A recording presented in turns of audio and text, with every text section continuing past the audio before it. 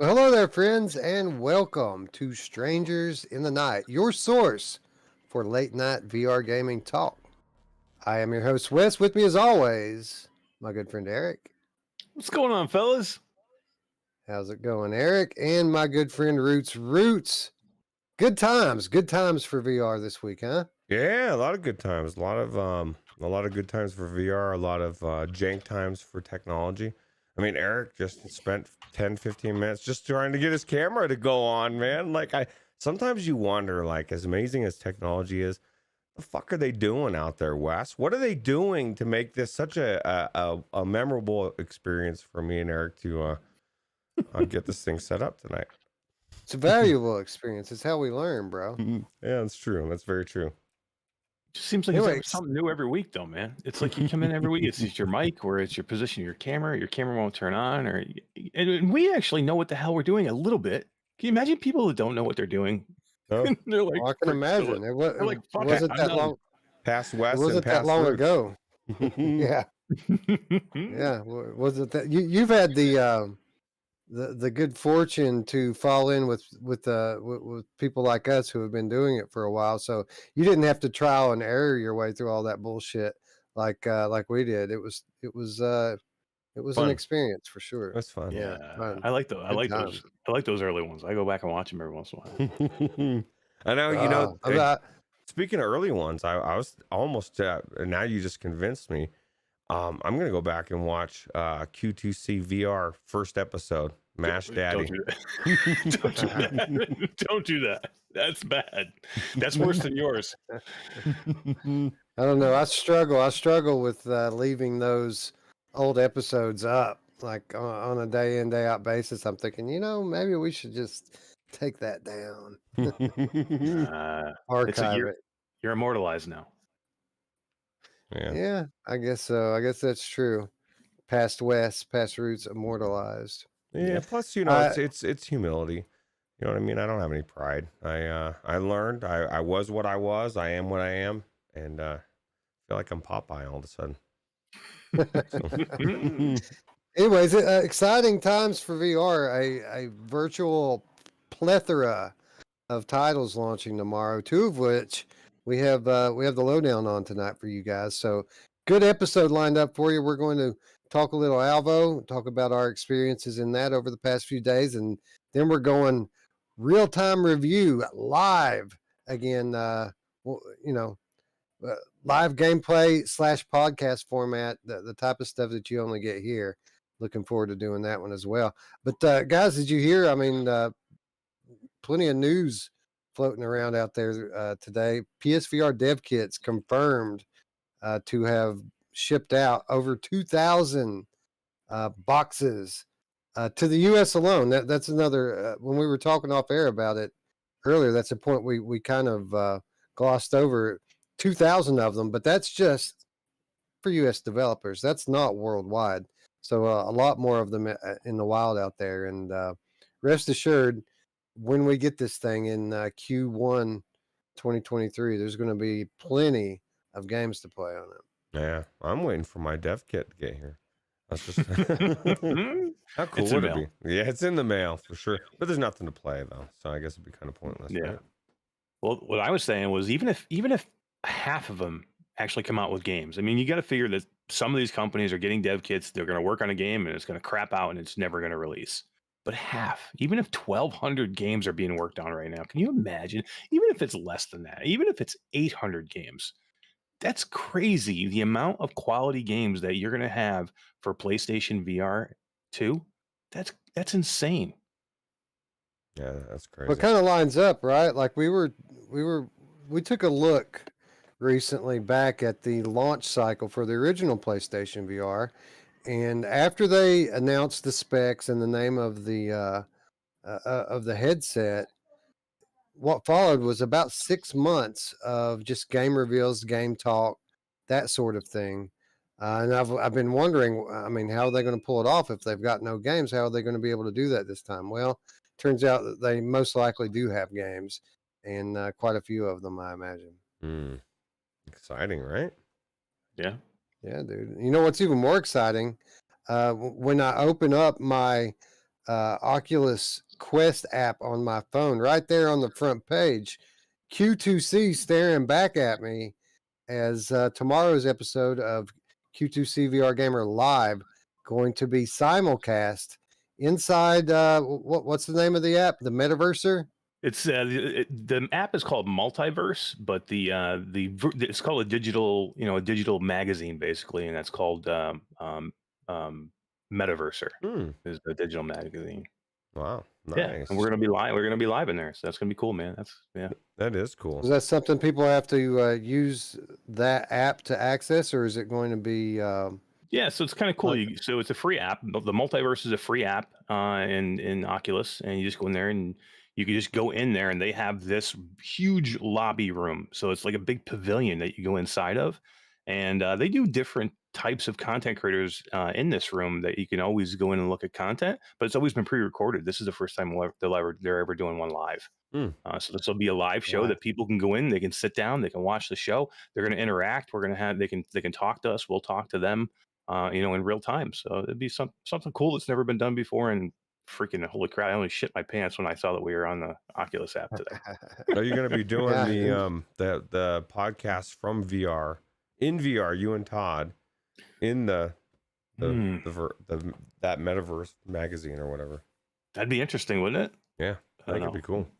Never say never. It's their first time doing it live, so rest assured, going to be a total clusterfuck on their end, right? Oh yeah, this is going to be a nightmare, but it's going to be fun. Either way, it's going to be fun. There's over like almost 700 people that have clicked on the interested button. So who the hell knows? We'll see what happens. That's cool. Yeah. And giving away a headset, right? Yeah, that's another big thing too. How for Alvo, which we're going to talk about tonight. Martin Pole and that team from Alvo donated a headset for the YouTube channel and the Quest 2 community. So going to give a headset away. So that's exciting, man. Still time to enter, or is it over with? No, you can definitely still enter. Go to the YouTube channel. You can enter there. You get 2 chances to enter. So you can enter, on the YouTube channel, you get 1 entry. And if you go to the Facebook group and go to the post for that, you can just enter there and you get 2 chances to win, man. How can you beat that? U2C Facebook group is linked in the description below. Go now and enter for your chance to win a Quest 2, courtesy of our friends over at Alvo, Martin Pole Inc. And shout out to those guys. Big thanks to Steve and the crew over there for being so cool, not only with the giveaway, but just with the access to the game and all of the support that they've given over the last few days, especially. Yeah, for sure. Yeah, hell yeah. I ran into one of those dudes. I dove back into the game for a little while right before we went live, and the Demolition Man was in there all by himself. Dude, he's the main developer. That's Demolition Sean. He's the man, dude. Yeah, he's awesome. Yeah. Had a nice conversation with him, about 15 or 20 minutes or so, and then Todd showed up and started shooting us both. And wouldn't you know it, his head. The Demolition Sean, his headset died right when Todd showed up and started killing us. But so it was super cool to hang out with that guy and talk to him. He seemed like he really knew his stuff. Yeah.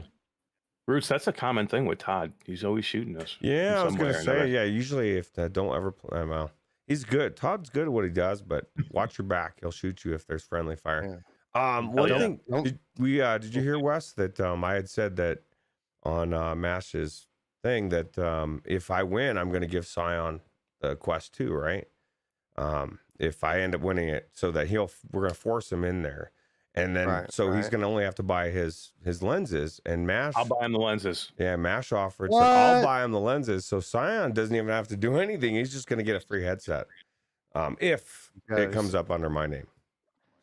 He's still got to register that thing. Yeah, that's he true. Still has to link his Facebook account to it. So well, that's right. I told him as long as he will use it, I will give it to him. It sounds like a pretty damn good deal to me. Yeah. How could you beat that? Free headset with free lenses? Yeah. Anyway, lots of good stuff to talk about tonight. Again, if you guys haven't entered, scroll down to the description below. Q2C Facebook community link down there. You'll see the post. It's pretty well obvious, and get your entries in. Giving it away tomorrow. launch day for Alvo. And we're going to talk about Alvo in just a minute. But before we do that, why don't we kick this episode off the way we always do by saying hello to our friends in chat. Space Denison is here. Why would you give it to someone who would flush it down the toilet? He says. That's a good question. I was wondering that myself. My thing is I was going to type it, but now that I'll address it in real time. Because I want to bring Scion into the future. I want him to experience what he's been missing out on, and he's my friend, and I can. There's the thing. If I win it, if my name's in there, I'm going to give it away to the community. I'm going to give it to somebody. So I'm just going to opt to give it to him, and then he'll be enjoying. Well, here's the thing. Everything. If I win it, I didn't really win it. My wife entered me into the thing, so I didn't really enter it. So if I win it, talk to her, bro. I don't know. It's going to your family. Yeah, you guys need one more, and yeah, you deserve it. Can you imagine Scion though going from the CV1? He's got a 3080 Ti now, so he would be going from the CV1 running whatever he's been running before the 3080 Ti to the Quest 2 headset on a 3080 Ti, playing games like Half-Life Alyx and whatever wirelessly with Airlink. Dude, he needs to come out of the Stone Age and get into the future. I agree with that wholeheartedly. And we tried for a good solid year to talk him into it, and he just wasn't going for it. So we laid off for a little bit. But we'll just make him do it. We'll just give it to him. Then he'll have to, right? Yeah, absolutely. Fuboos is in the chat. Says I'm from Brazil, and I'm poor. Give the Quest 2, please. I'll tell you, go to what Mash's thing. You get 2 chances. Just go to the Q2C VR Gamer YouTube and Quest group, and you can sign. Actually, Todd, do you want to post that? Oh, he's not here. Post it in the thing. So I can only imagine what this wheel is going to look like if everyone gets 2 names on it, 2 spots. Like, how are we even going to see who won? Well, it's gonna be live. We'll be able to see who won, and that's the beauty of this whole thing for me. Like, what are the odds that I'm gonna win it anyway? I get to look good and say I tried Scion, and maybe who knows? But somebody's gonna win it, and you can't win it, Phobos, if you don't put your name in for it. You could win a free one, bro. There you go. That's right. Hussein X is in the chat. He says, I don't think he'll flush it down the toilet. He's going to use it as a toilet. That's probably more likely. Techno Glitch is here. Damn, a 3080 Ti on a CV1. I know, right? Like, he's probably super sampling to like 1200%. Oh my God, dude. Can you, I mean, it's going to be like opening up the screen, it's like taking all the screens off the porch in the summertime. You know what I mean? Open everything up. Get rid of that screen door effect. Yeah, but this is the thing, and don't get me wrong, because with the 3080 Ti, I don't know what you could throw at it that it wouldn't just eat up, right? But you're trying to push that CV1 to its absolute best max. He's always, 100% of the time, he can crank that stuff up, and he's gonna, you know what I mean? He's never gonna have performance issues. Because there's that, the CV1 is the bottleneck, and it's just he's never going to be able to push it past what it can do. Once he gets something like what Wes has, a Reverb G2 or something, which he wouldn't get that one, but if he had that one, it would be a totally different game. There would be a point where, maybe you back off a bit, maybe not. That's a pretty that's true. That's true, but even scaling a Reverb G2 down to 50%. Is going to give you a much clearer, more resolute picture than a CV1 at 200. You know what I mean? Yeah, very true. Very true. Yeah, so anyway, wife is in the house. What's up, wife? She says it's hers. If I win, it's hers. So there you go. The boss has spoken. Chi-Town D is here. Of course she is. What's up, Chinatown D? Good to see you. Dark Angel is here. Of course, it's past midnight. Dark Angel is going to be here. She just woke up, probably. Right. Zaylan Maru, I'm waiting for one to pop up on eBay, he says. Oh. I brought that. He's talking about PSVR dev kits. Oh, God. Well, I don't know if I want a dev kit. Would you buy it, Mash? If it was affordable, I'd buy it. For sure. Lincoln Clay's here. What's up? As is Guido 7335. Hello, Chris. Welcome. Ray Pope is here. Good to see you, Ray. He says evening, ladies and gentlemen. ET2K9 now. Hello, friends. Hello. Radio Runt. What's up, Radio Runt? Goonies hater. No, what's up with him? He don't hate it. He says it's good. He's What are you guys talking overrated. about? Oh yeah, that's right. It's his favorite. Tasselhoff was here just shortly ago. Appears my toddler may have other plans for me. Fingers crossed he's going back to sleep. Oh God. Well, maybe we'll see Taz back here in just a minute. Let me ask We're you talking guys shooters. this. Taz has to be in the chat, right? Seriously. Do either of you miss that? Like, that's the thing. I mean, I love being a dad. It's great. It's the best thing I've ever experienced. I don't know that I would ever want to deal with that again. You know what I mean? Like, at some point, it's like seeing something really horrifying in the rearview mirror of your car.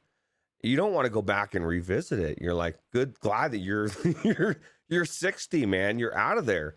It's weird. It's but it's fun. It's good. Absolutely. VR Spry Guy, of course, at the top of the list, as is Cubo92, just dropping in to say, have a great stream. Unfortunately, won't be able to make it. Take care. And that's pretty much what Spry Guy said too, as usual. He's a day stranger. He always catches the replay of the Wednesday show. And Bearbo was up there too. And let's get started, bases, he says. Make it move. Make it move. I don't know what that means. Says he's looking forward to hearing about Outlier. Oh. The Canadian version? Yes. Yeah, the Canadian one. Outlier. Against and Outlier. sliding in here at the last minute, Michelle B. She says that's what grandkids are for. It's true. It's very true. It's true. Oh, good. Wolveraz is here. Yeah, the sleep deprivation is kind of hardcore, especially doing it solo. Wolveraz is sleep deprived. I'm surprised to see him in here, but then again, we are talking shooters, and that's kind of Wolvie's MO. So welcome one and all. Welcome to what promises to be a great show. And with that said, let's go ahead and get into our first topic of the day. Alvo is set to launch after a pretty good long build-up period. People have been waiting on this one to launch for some time. Out tomorrow on the Quest 2 store, coming over from the PlayStation VR library of exclusives. One less exclusive, Eric, for PlayStation to fall back on. And I often find when I'm thinking about PlayStation exclusives and I start to kind of put a list together in my head, I generally have to strike about half of them off the list because quite a few of them have come over to PC and Quest at this point.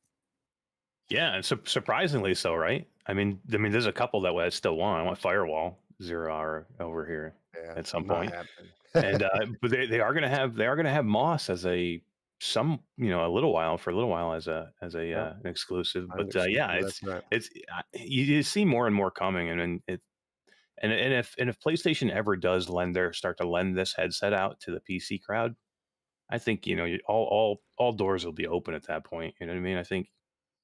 I think they're more going. They want to be a software company, and you know what I mean. They want to sell their games, so why not give them to as many people as you can? So, we might get there one day. I think we're a long way off from having day and date releases on PC. I think as long as the market will allow them to be a console company, then they're going to kind of build things around the console model. I love the timed exclusive. I think I'm 100% fine with that. Give me 6 months on a certain platform. I'm cool with that. Yeah, it'll be a year for the first party stuff. It'll be a year, at least a year. Even then, I'm fine. I'm fine with that. As long as I know that's coming eventually, I'm cool. I'll either go to that platform or I'll wait. You know what I mean?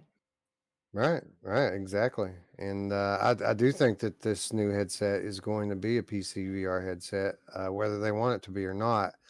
But that's beside the point. That's a discussion for another day. Alvo, formerly a PlayStation VR exclusive, coming over to Quest 2. Crossplay coming, and apparently not so far in the future. That's one of the things I did breach with the developers earlier today. I expected that it would be some time before the crossplay is enabled. And while they didn't give me a specific time frame, they did say that it won't be quite as long as I thought. It should happen pretty soon. Yeah, I think it's important. Um, I think I mean, they already have a good player base on PlayStation. Why not try and get them in here? Now, I know PlayStation can be difficult with cross play. They can be tough to work with it sometimes, but it's something that they need to do because they have a committed community over there for Alvo, so it makes sense. really, what they said that the trick is to really making that a reality now is they have to kind of construct an invite system so that you can invite friends from across other platforms into your game. Um, as far as the actual matchmaking and the balancing, all that stuff, I think they've pretty much got a pretty good handle on that right now. Um, anyway, Roots, I mean, Alvo releasing onto a platform that's already full of this.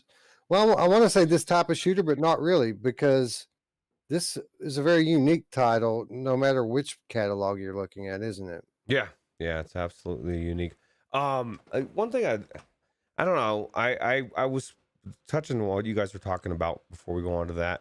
What I was going to say, I would have hoped, and I mean, obviously, it is what it is. But how amazing in a perfect world, day one, PlayStation players or VR players are playing with the Quest 2 players. They already have a pool of players, right? Like that. That's a missed opportunity. I don't know what held them back, or why that wasn't on day one, but I think that's missed opportunity.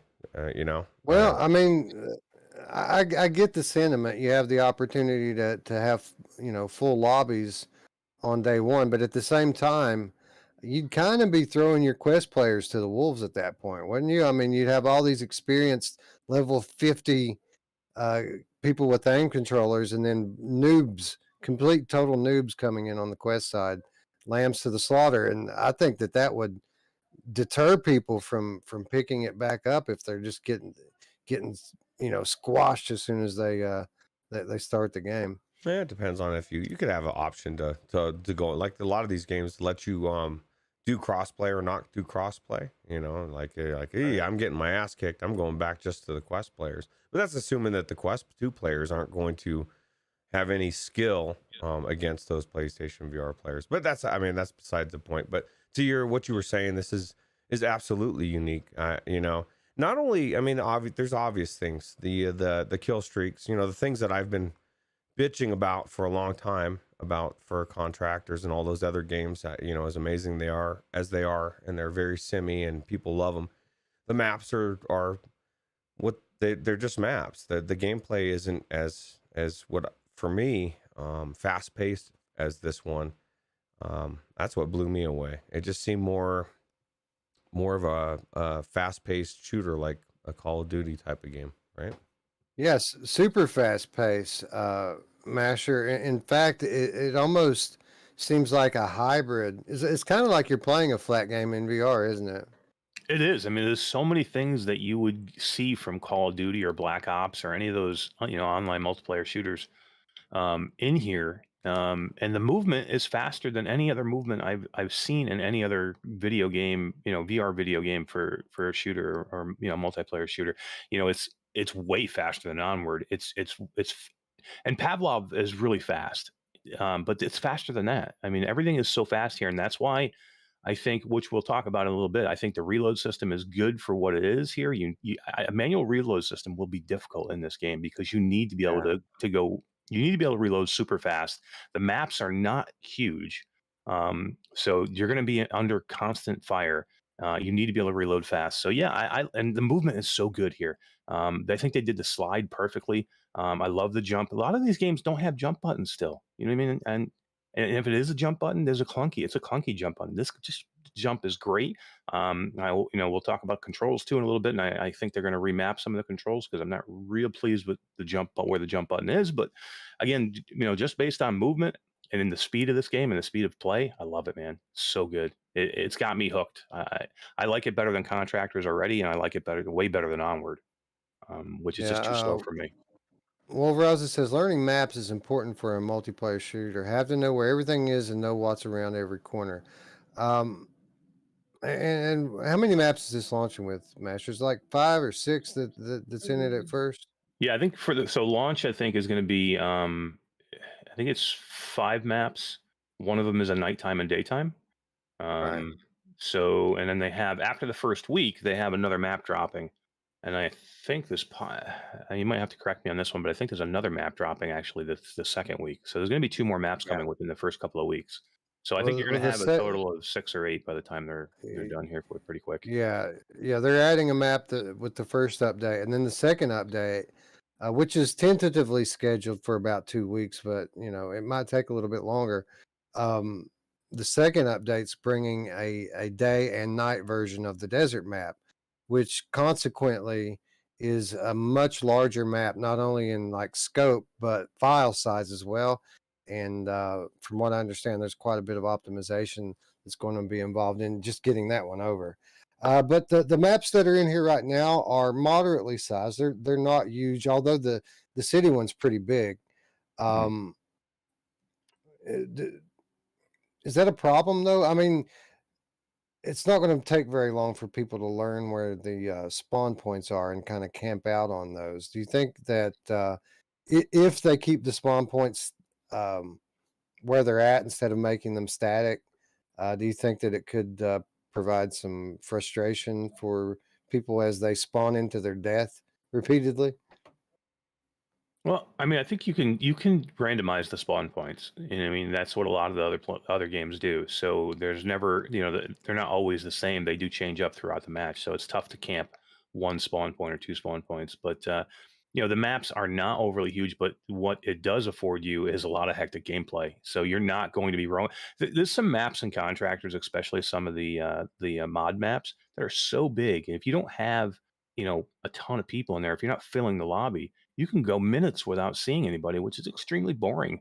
And this game is going to be boring if you're not running around the map shooting somebody, actively shooting somebody. If you have to go minutes without seeing somebody, it's too much. So you do have to have a good mix of size. You don't want to be too small to where everybody's spawning on top of each other, but you don't want to be so large that you're constantly just roaming around, not shooting anybody, and it's boring. So I think they did a pretty good job with the mix of size in the maps. Like even the house map, you have that whole cave system below that can really add to it. So where the above ground may not be huge, the cavern system underneath gives it some more space. So Yeah, and that's a good point. And I really like the nighttime cycle with the house map. And the daytime it's easy for people to get up on the roof and kind of snipe it out, but at nighttime that's a lot more difficult. You have the a lot more cover to infiltrate and kind of get those guys that like to go up there and pick people off.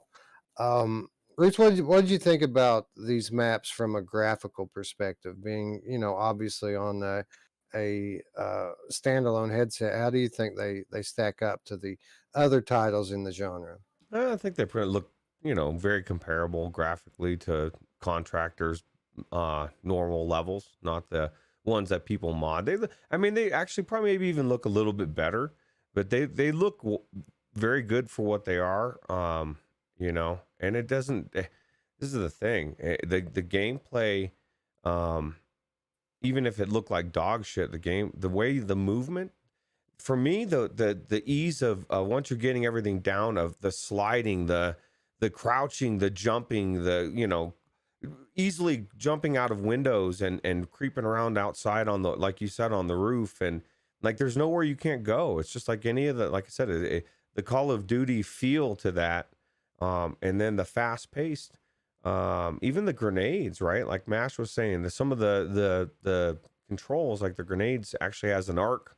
And the way you throw it, it's a bit arcadey, but it's a lot. I don't know, man. It's a lot better for a fast paced thing, right? People more apt to be throwing grenades, like in Nuketown. I always go back to Nuketown because to me that was chaos. Everybody's throwing grenades everywhere, right? And because it's so easy to do in this game, it's going to happen a lot more than say having to grab it and manually pull the pin and do all the bullshit. And maybe you dropped it or whatever. You just throw it quick and go. right? So Yeah. So why don't we talk a little bit about the control scheme there, Eric? Obviously, we keep coming back to how fast-paced the game is, and the control scheme is tailored in a way to kind of facilitate that.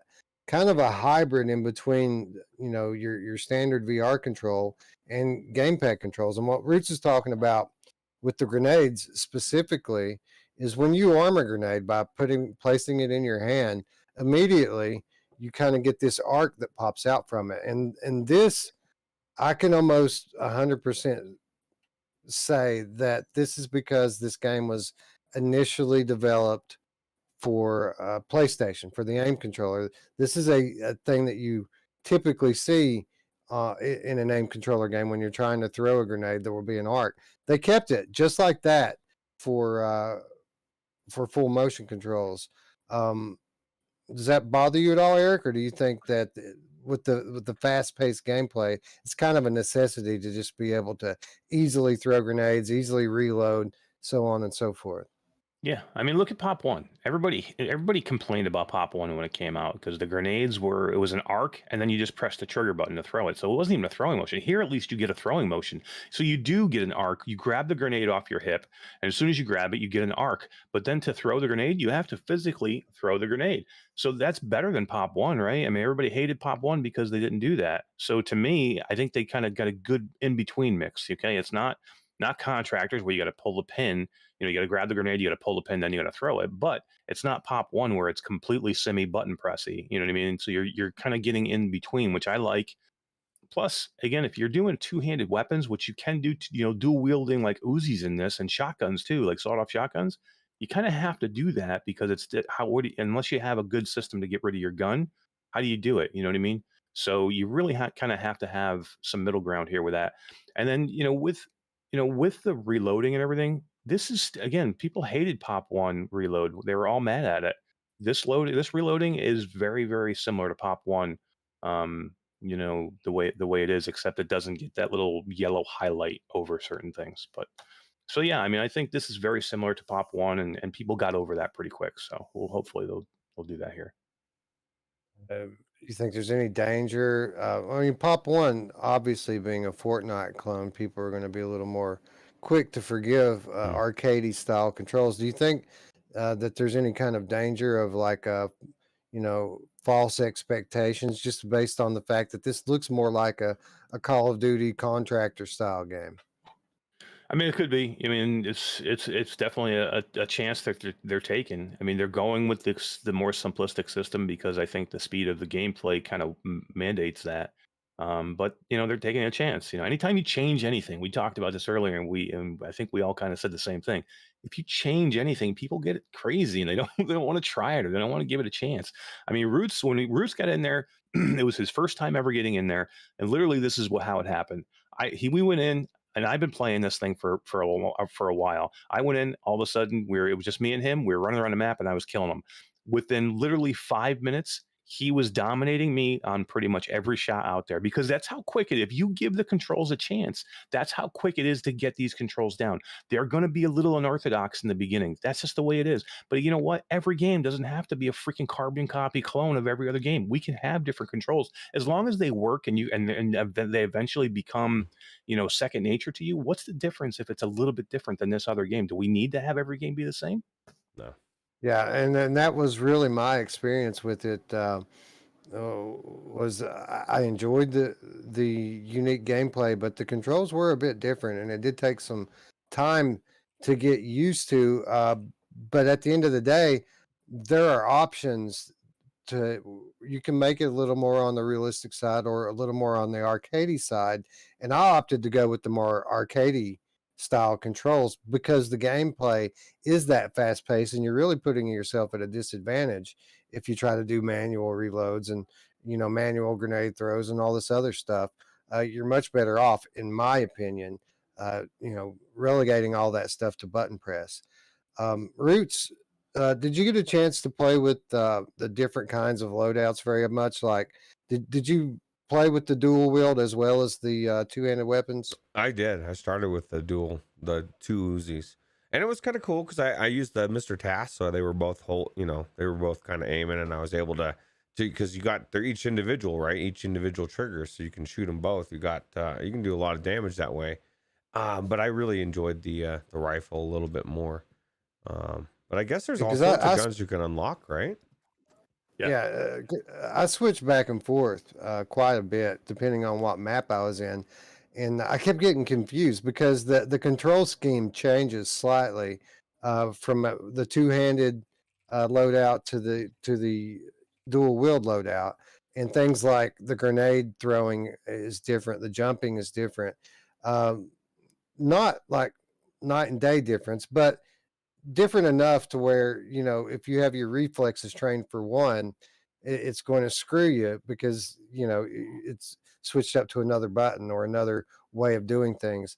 So that's something you want to keep in mind when you put your loadouts together, is that the control scheme does change a little bit with it. Eric, did you have any kind of issue with that sort of thing, switching back and forth, the controls changing up on you and not able to really get comfortable, especially at first? Yeah, it takes a little time. Again, this is going to be different for everybody. This is a control scheme that we have not seen before. So everybody getting in for the first time, you're going to have a learning curve. But you know what? Everybody is. You know what I mean? So it's not like you're going to be, unless you're starting way late to the game, everybody's going to have to go through the same, learning curve, just like we all did as in the beta testing. And yeah, I mean, when you're switching at first, when you're switching between weapons, it's just weird because your jump button becomes different, your crouch button becomes different, your grenades are different.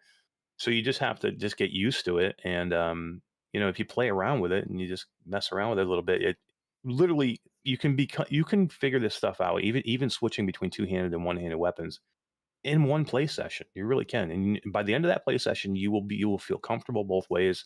I guarantee it. And you'll be sliding around this map like crazy. I mean, and it's not just a straight slide either. The slide is so cool because you can control the motion and you can actually slide around a corner because you can control yourself as you're in the slide. And it's not a quick slide either. I've seen some games, not VR games, because this is the first time I think we've seen a VR game, but some games you do a slide and it's a quick boom, you slide, you're back up. You have a good long slide here where you can get some distance on the slide. And it really changes the gameplay up because when you're coming around corners and you're sliding, you cannot just aim in one direction because people are up, they're down. You know what I mean? They're jumping. You can jump shot in this game. And so if you're a jump shotter from like Call of Duty and you love that, you can do that in this game because you can go into a slide, into a jump around a corner and just nail somebody. And we needed this for a long time. Ruuts has been right for, how long you've been talking about this, Ruuts, that you need this kind of game.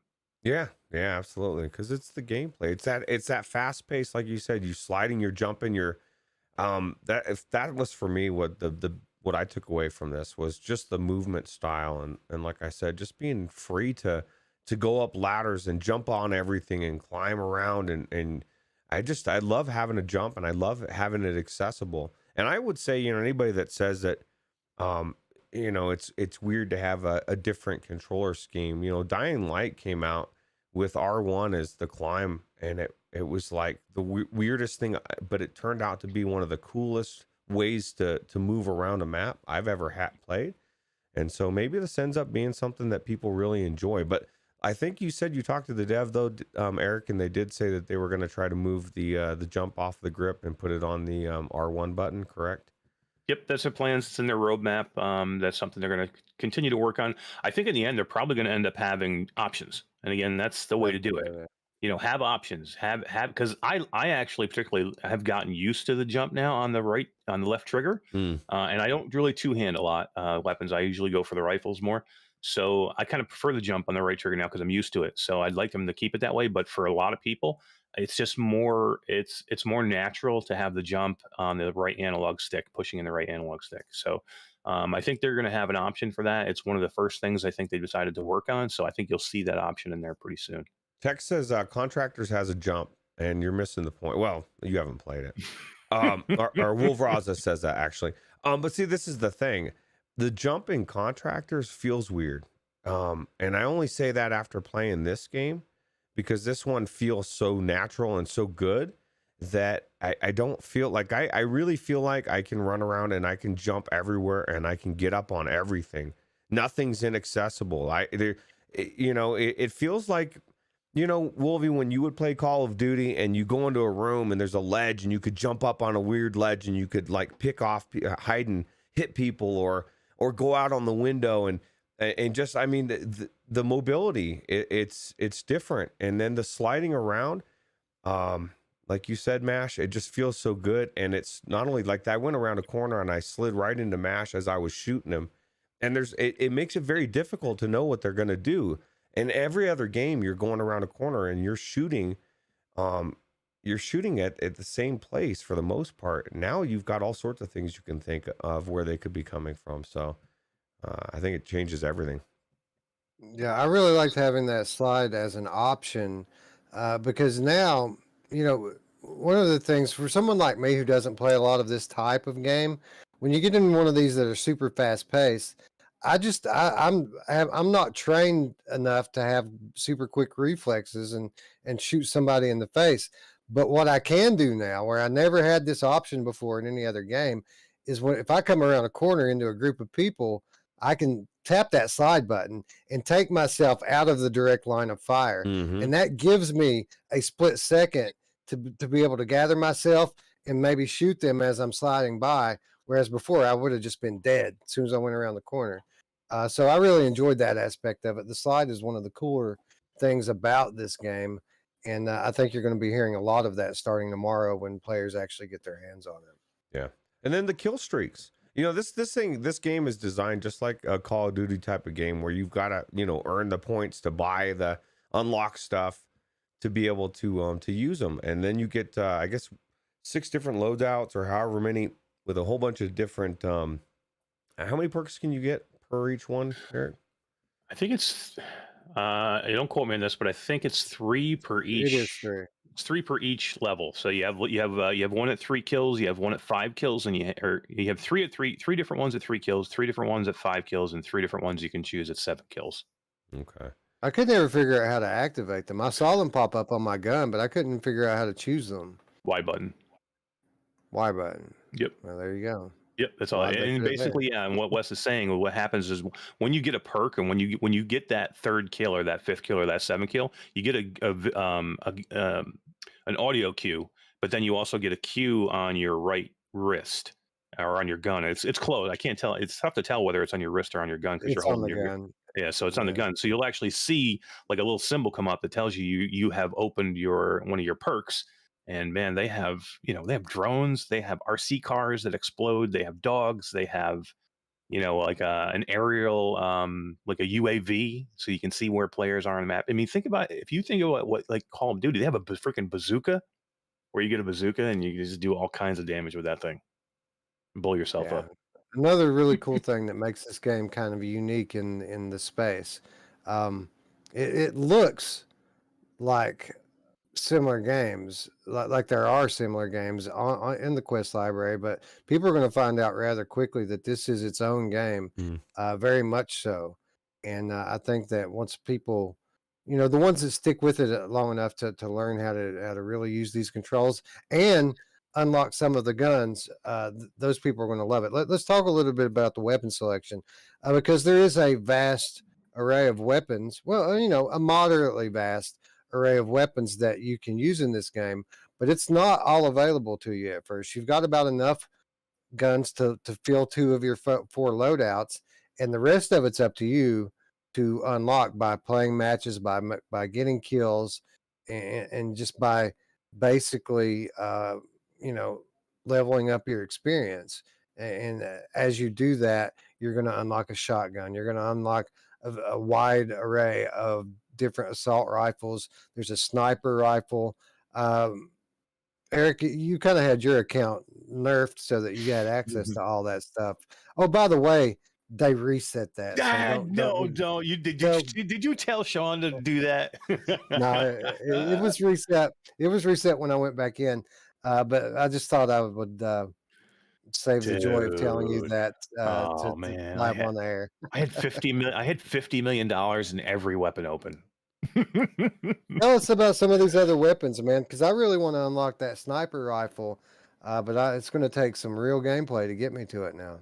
Yeah, I mean the sniper rifle is really really good, man. They have an automatic one too that you can put a scope on. That's really good. You know, it's like an M16 that has a good scope on it.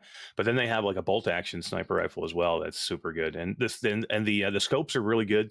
It's one of the better scope view games. Sometimes they screw these scopes up where you look into them and it gets all the vision gets all weird and stuff. And I would say this is one of the better ones that you'll see. Um, and they have MP5, they've got a P90, they've got you can dual wield sawed off shotguns, which is so freaking cool. They have like a regular like a pump action shotgun, full size shotgun. They have knives. If you want to go melee, you can run around with a knife. They have pistols. You have secondary weapons. You have loadouts where you can have certain perks on to where you can carry two main weapons. So you have a perk where you can wear armor to have better shots. You can have a perk where you can run. I think there's one maybe you can run a little faster. There's different things here. There's things you're not going to see in your standard, Pavlov or Contractors game. And again, I'm not telling anybody that you don't ever have to go play Contractors again. I'm not saying that Contractors is bad because this game is good. So they can both exist in the same plane and be fine. Go play your Contractors and then come in here and have fun in here too. They're both good games. They're just different and they're going to play differently. So, but yeah, I mean, you're going to see because it's close, you're going to see the comparisons between the two. But yeah, I mean, and then even for the weapons, there's a ton of different scopes you can put on. You have different sights. You have lasers that you can put on. You have a bayonet that you can put on your rifle. I mean, it's just crazy the amount of stuff they have. Roots, what do you think about the weapon selection to start the game? Is it enough? You can choose either between dual wielding Uzis or you get kind of a mid level assault rifle with secondary weapons, of course, knives and pistols and things to fall back on. Do you wish that there were more to start with, or do you kind of understand why they're kind of putting that stuff behind a wall to kind of give people an incentive to play? No, I 100% understand, because that's what they do with like Call of Duty or any of those games, right? They start you with the basics, a couple of different loadouts. You can only do those after a couple levels. You unlock, I think it's like after 5 levels or whatever, you get to a custom to where you can now do your own. Like and those ones you're not even able to do anything except for just choose which ones you have for several levels, right? So it definitely gives you incentive to level up. One thing I do like about it, even if you don't have a knife or a bayonet or anything like that, they have a button to where you can smack somebody with the butt of your gun, right? So they actually have a melee. You're not, even if you're out of bullets, which I don't think you can get out of bullets, but maybe you didn't get a chance to. You can run out. Oh god. Yes, you absolutely can, because I did. Wow. Is there like other places you can find them or no? Or do you know? Nope. No. Okay. Nope. There is a perk that you can have that will give you extra ammo though, that you can like do an ammo drop. So okay, that's but pretty yeah, cool. right now there's no weapon cache or no ammo caches. But normally I don't think you would ever last that long on the map to run out of ammo. We ran out of ammo because it was 3 of us on the map. Maybe they don't want people to continually go forever either. And Technoglitch says, if I want, I can go into Contractors and I can feel like I'm in Call of Duty. Maybe it's because of the Call of Duty maps. Well, that's great, and that's exactly what I've said. It's a skin, and you could also go into mystical fairyland or a train or all sorts of different things, but none of them are real gameplay wise. It's just shooting a gun. They're all the same. You know what I mean? To me, this is the closest I've found to Call of Duty in VR, gameplay wise, from everything really. The sliding, the movement, and then of course the kill streaks is the biggest thing, right? So. Yeah, and that melee action with the butt of your gun, it is a button press right now, but that's something else they're going to put a manual option on that, so that you can just literally swing it at people as you're sliding by and take their knees out. Yeah. Here's one thing, these guys, they still working on the PlayStation game. They still have updates all the time for that. They're committed to this game. So don't think that they're going to drop this thing and go, we're done. See you guys later. they're going to continue to work on this. You're going to see more maps. You're going to see more weapons. You're going to see more perks. You're going to see, they're excited about this and they're a committed team. From what I've seen, in Wes, you could probably say the same having a conversation with Sean this afternoon. Oh yeah, totally. I mean, the guy was just in there hanging out by himself, looking for problems. You know what I mean? Things that need to be fixed. And there wasn't much, man. This thing is pretty solid for a title that's getting ready to launch on a standalone headset. I was fairly impressed with it. And yeah, as far as the team, the attitude of the team overall, that these guys believe that they're taking over this genre when it comes to VR shooters. That they absolutely 100% believe they're going to be the top game in this space over time. After I after agree. people have an opportunity to play the game, after they have an opportunity to continue polishing it and get that crossplay going, they're very confident that they're going to be the go-to in this space, and I can see where the confidence comes through. It's a solid title, and unlike the PlayStation version, very fairly priced as they launch on the Oculus Quest 2. This coming out tomorrow for only $25. How surprised were you, Roots, when you heard that? After they launched this on PlayStation for 40, that they're now bringing it to Quest 2 for 25. That's a pretty big deal, right? It is a big deal, especially. I mean, things are usually going up in price, not down these days. But yeah, I think it's a very fair price, especially for what you get. And the game you get on day one is not the game you're going to have on day 14, even. From what Mash was saying, they're going to keep adding to this game, and I'm psyched. I can't wait to get in there with the community and just rock it and start playing, because I love Call of Duty, and I love the fast-paced gameplay of anything like this. Right now, one thing I will say, and I'll kick myself for not saying this if I don't say it to the devs right now, and I'm sure maybe it's on the road map. And I thought I saw a bee somewhere in one of these things. Like I'm looking for domination, and it's like that's my favorite thing. I want domination in every game I play. I want 3 nodes. I want to be able to hold my node, run from A to B to C, back to B to A, and it's not there. And for whatever reason, and even Mash says it. He's like, "Oh, they got demolition. I love them." I hate demolition. That's my least favorite of them all. But it's great that they have it there. But I'm assuming they'll have domination at some point. So. Starting with 3 game modes at launch, and with more to come soon. I know they're adding like the zombie mode next week. Isn't that right? Yep. Zombie mode is either next week or the week after. I think it might be next week. It's either next week or the week after. They got zombies coming. And right now we have free for all, we have team deathmatch, and what was the other one? There was a third one. Demolition, right? Or no? Search and destroy. Search and destroy. Yeah. So many more game modes to come, certainly. Again, though, I mean, the game worth 25 as is, isn't it, Eric? Oh God, yeah. I mean, if you could just do free for all, team deathmatch, and just do the 3, man, it's worth 25 just for that. But you add zombies in, and they're going to add, and you would think that to do domination, you already have the maps set up for search and destroy, which are basically that you have point A, point B, point C. You're trying to get to those and plant a bomb. Well, why can't you just use that same map and just put flags on it? You got to control and hold those spots. So I would say most likely they can probably do something like that fairly easy. It's probably in the roadmap. It's not something I just forgot to ask them about it, but I'm sure it's something we could find out. And I bet you they do have it on there, because it seems like a fairly simple thing they could do. But yeah, it's definitely $25. I mean, come on. Not only that, but that's like one of the most popular modes in a Call of Duty game is domination. So I guarantee it's on their radar. What about PC support? Any word on that, Eric? Not so far. I mean, I think it's something they definitely want to do. I think they're really committed to the Quest platform. I mean, here's the deal with this game too, and I say it's got to. I mean, people love it on PlayStation, but you guys played it. I mean, this is a game that you want to play untethered, right? You want to play this with your Quest.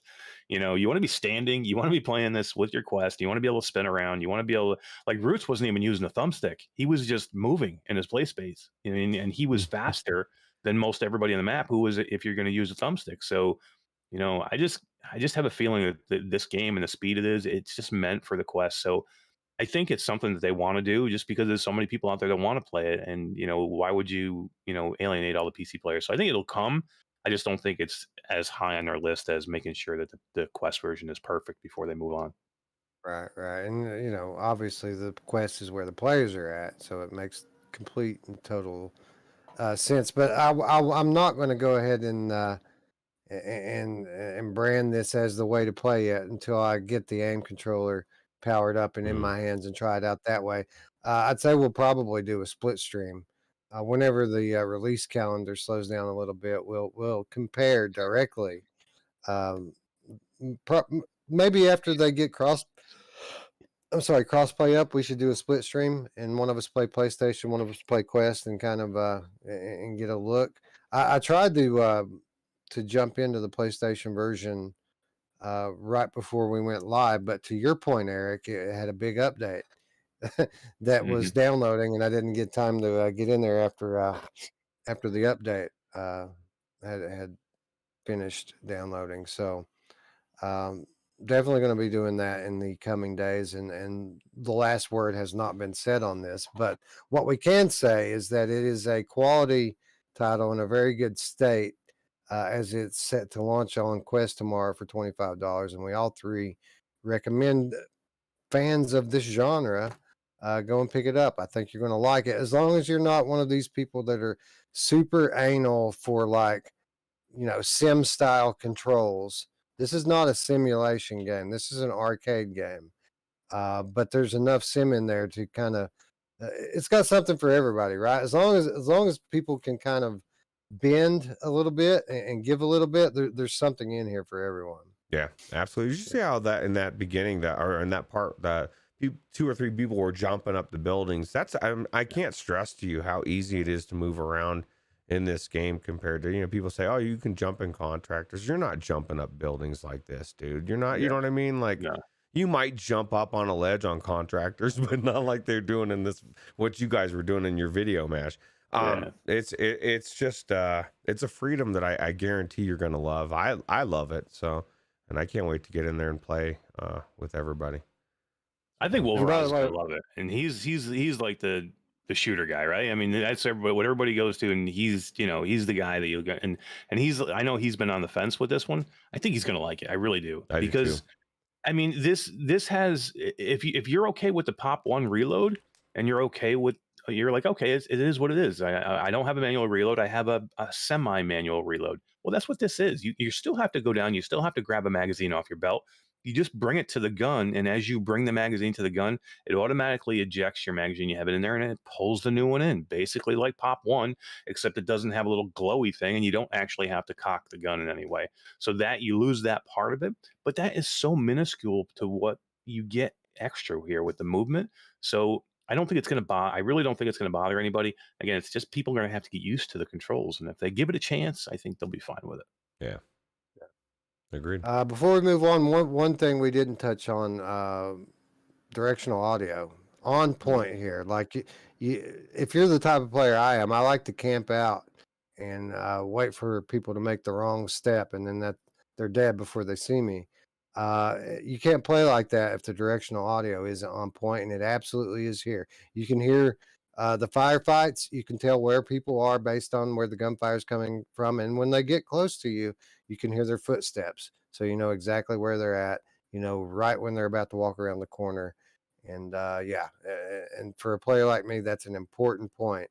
And if you're like me, never fear, directional audio is excellent in this game.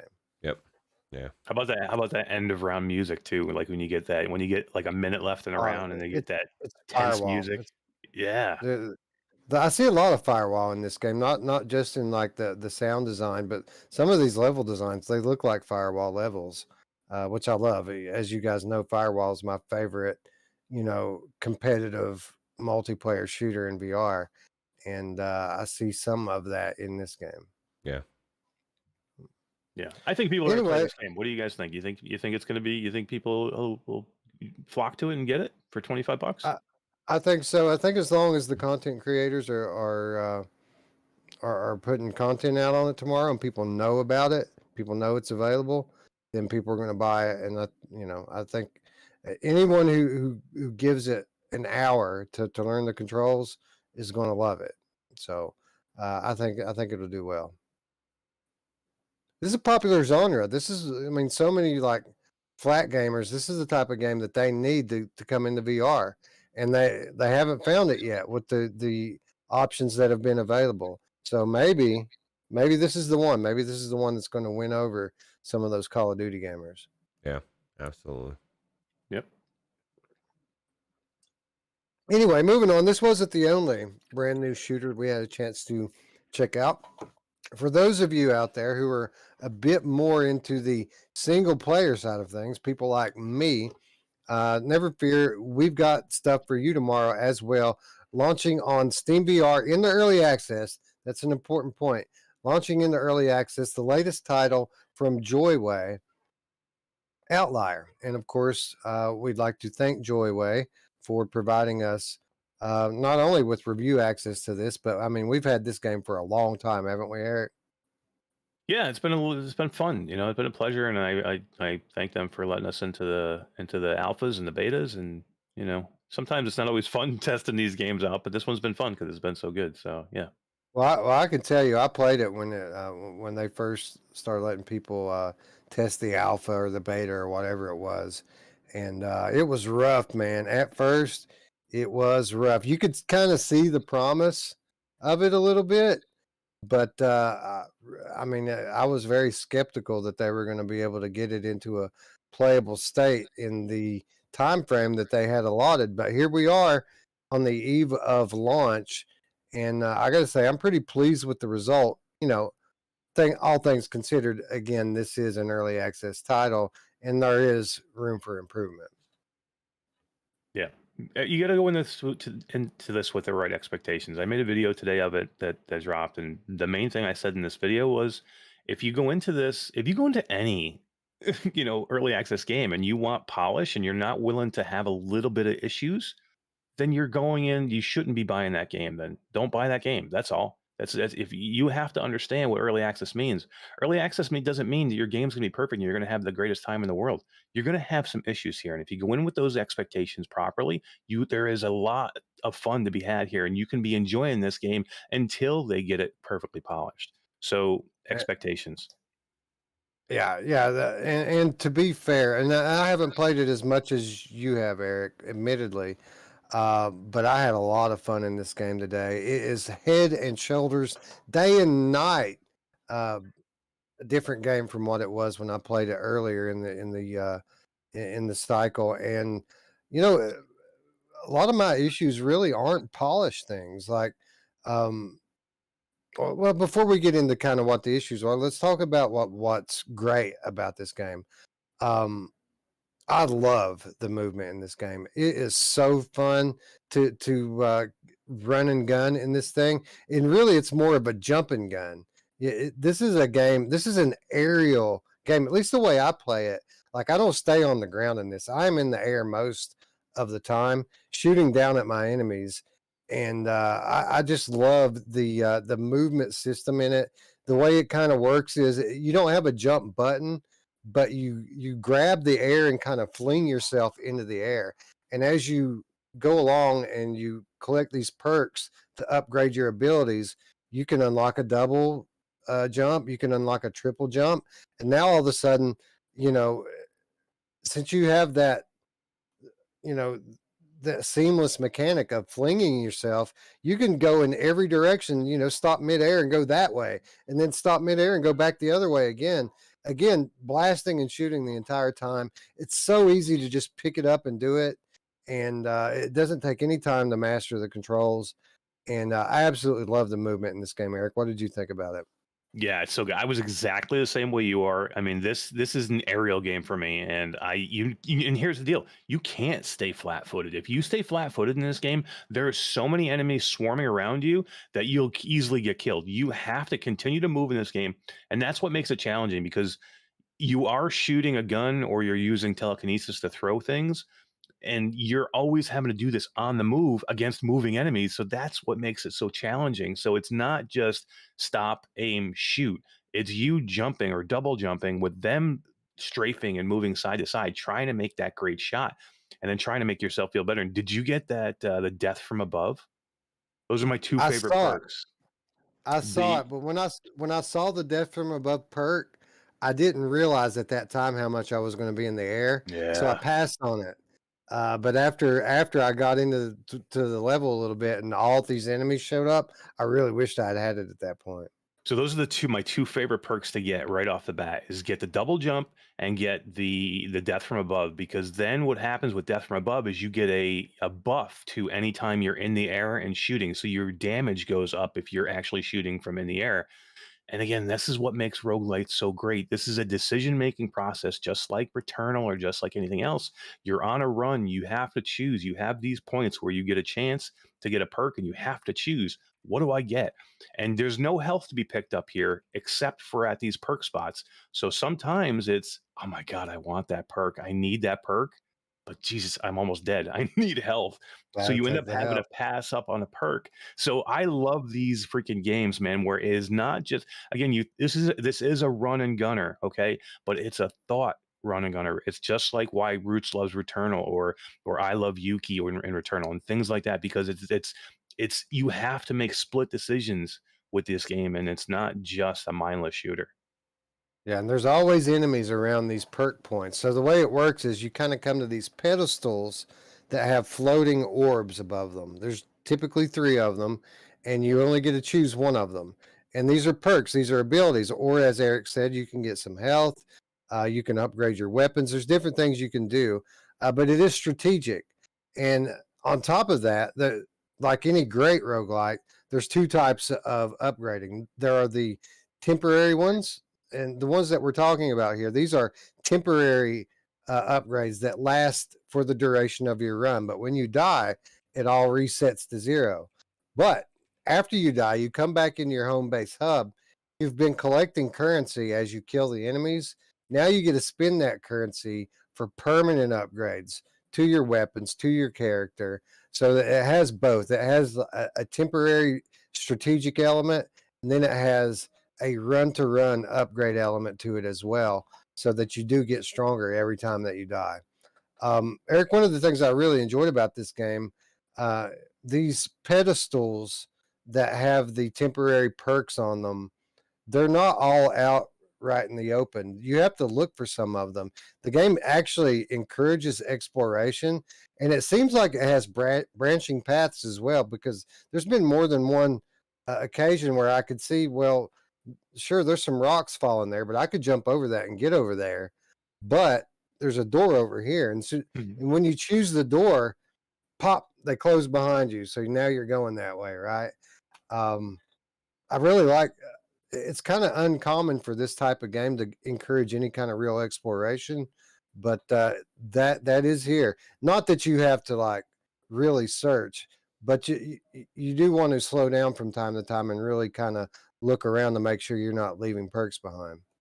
Yeah, and you get turned around real easy in this game because again, jumping or double jumping up in the air, and you're spinning around, and a lot of the areas look similar. So you get turned around real easy. And you're like, did I just come from that way, or do I have to go back that way?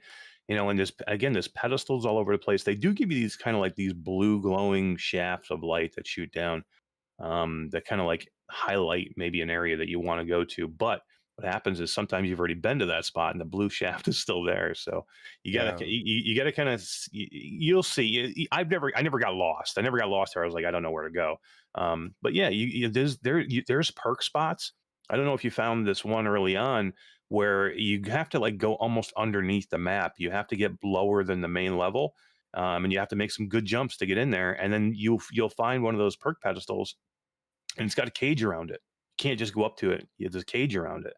And what happens as soon as you go in there, the door closes behind you, and then all these waves of enemies start to come, and you've got to Yeah. destroy every one of them until to get that cage to open, and then you get a huge upgrade.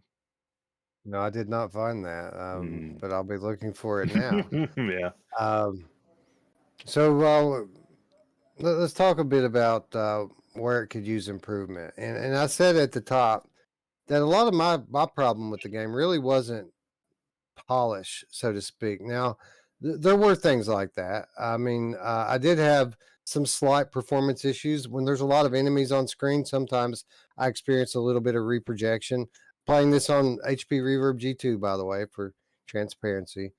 Um, really, as far as like polish goes, my biggest complaint was specifically with a weapon. The revolver has a different reload motion. So, like the regular pistols, to reload them, you just point them down and they automatically reload. The revolver, they kind of want you to flick it off to the side. It just didn't work for me most of the time. I could get it to work 1 out of 10 tries, but in a fast-paced game like this, it has to be seamless. It cannot have any like play in it whatsoever. And that was my experience with the revolver, and I think it was yours as well, wasn't it, Eric? Yeah, same. Like you said earlier, they just needed to either keep it the same as the regular gun, or they need to make the detection better. It just doesn't seem like it wants to detect it. And again, early access, so I'm sure they'll work on it. It's been that way. It's been that same way for about I don't know, the last 2 play tests. So I just hope they get it fixed soon. So, but yeah, that I had the need to give same them some exact thing. feedback, right? Oh Somebody yeah, needs to. that was, and they're really good.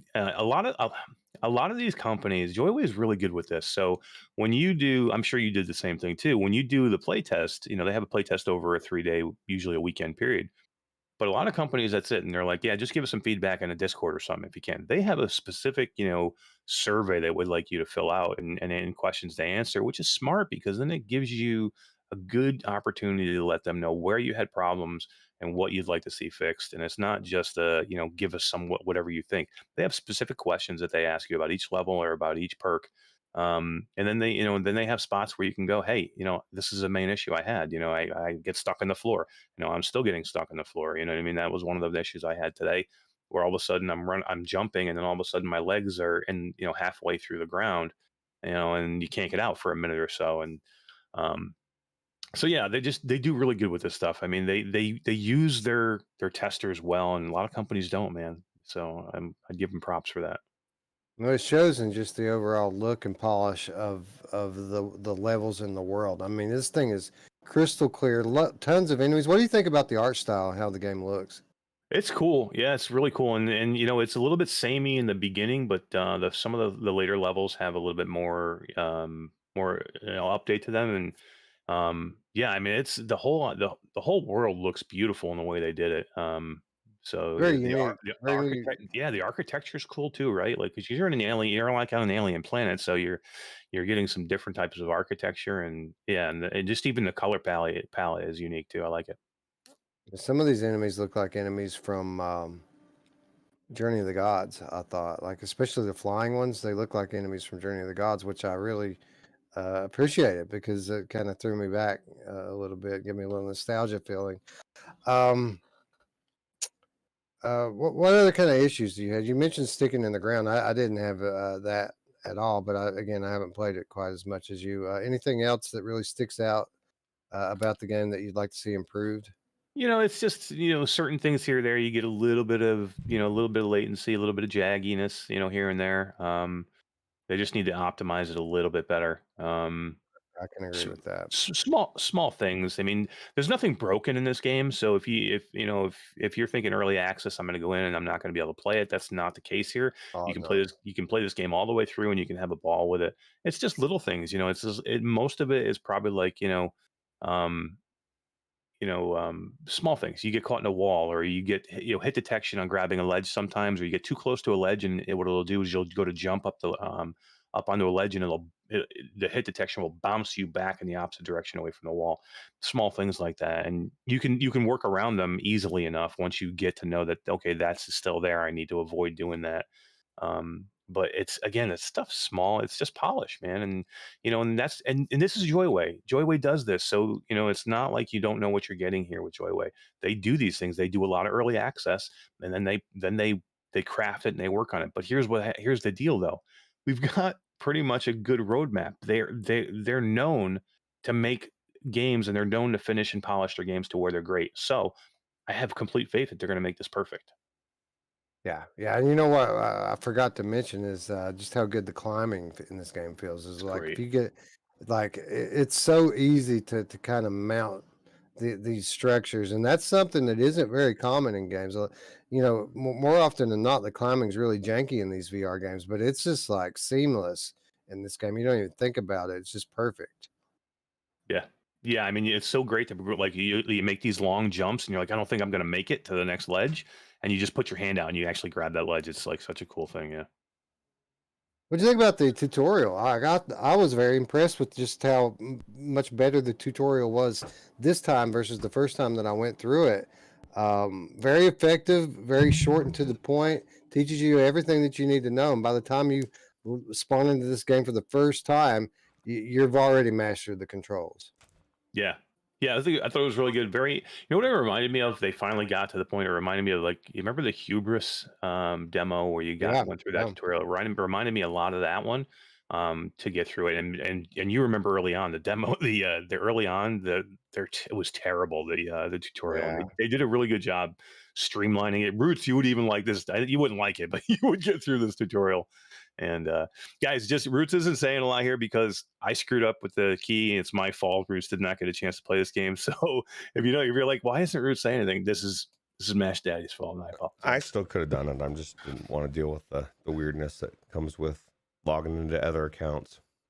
But Right. Yeah, it Any was just questions, Roots? Anything you're curious about here with this one? no. I mean, I guess my thing is I feel like we just went into a very deep dive. But what's left for the real time review? Oh, we're gonna show people. We're going to play it. Then, so for those of you who aren't familiar what the real time review is, we start off as we have just now with a podcast style discussion, and then one of us breaks off and does a little gameplay demonstration to kind of show you everything that we just spoke about. Before I do that, there is one more point I'd like to hit on. My biggest complaint about this game. The gameplay loop is fun, fast paced, and addictive. I love the upgrade systems, both the temporary upgrades and the long term upgrades. They've got a lot going for them very well here. I need a story to tie this thing together. Like, I need to know why I'm here and what I'm doing here. What's my goal? Who is this guy who keeps taunting me when I die? I He's need a to dick. know these things. Yeah, he is. He's a real dick. I think that they could do a lot better job here of telling the story of this game, of this world, what's happening here, because there's virtually none of that. Like, there's zero storytelling in this. You're just kind of in an alien world fighting these wicked, evil things, and when you get killed, this dude talks shit to you, and then you start all over again. I'm torn. I'm torn between agreeing with what you said, having a story, and then wanting to almost slap you because I want Stride's story first. If they start working on a story for this first, I'm gonna freak out, man. Because it's been a long time. Wolvie was saying he's holding off on buying games for a lot of different reasons. I'm holding off on buying Stride because of no story. I don't know if I haven't played this yet, but I mean, it would seem like it'd be good to have a story to tie it together too, right? Yeah, well, to be clear, I'm not saying that they need to do a full-fledged, full-blown story campaign type deal. I just need a little backstory, something to tie it all in. Give me a cinema sequence to start the game off, and then, maybe some stuff to read here and there, just so I know why I'm doing this. It's just like, it's completely arcaded out on that end of it. And like even your typical arcade game has more lore and backstory than this has. This has nothing at all. So. Yeah. Well, I mean, it's like the whole idea of how are you dying and coming back? I mean, Right. I know because they had some of that stuff in the beta, but they don't put it in the game anymore. So there's no like you have an AI counterpart that you kind of talk to on the ship, and he's like, "Oh, you're coming back when your new body." Well, it doesn't explain to you how am I coming back into my new body? What is this system that is allowing me to come back and then improve myself? So they don't really ever give you that backstory, and it's very disjointed. And I think they eventually will get there. But it's just, again, with Joyway, I wish they would do this stuff before they like if they waited another 2 months. I mean, they could probably have this game almost exactly where it needs to be. But you know, it's Joyway. That's what they do. That's what they do.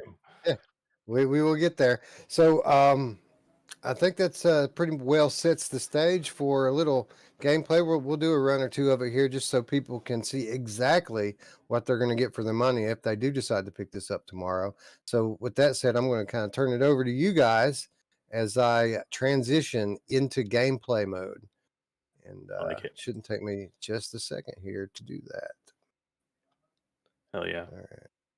I think Ruuts would really. I think you'd like this game, Ruuts, because you're a big fan of roguelikes, and when they're done right, because you can screw up a roguelike too and make it like repetitive and boring and frustrating.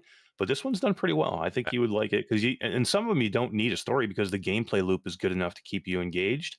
But yeah, you need a little something here.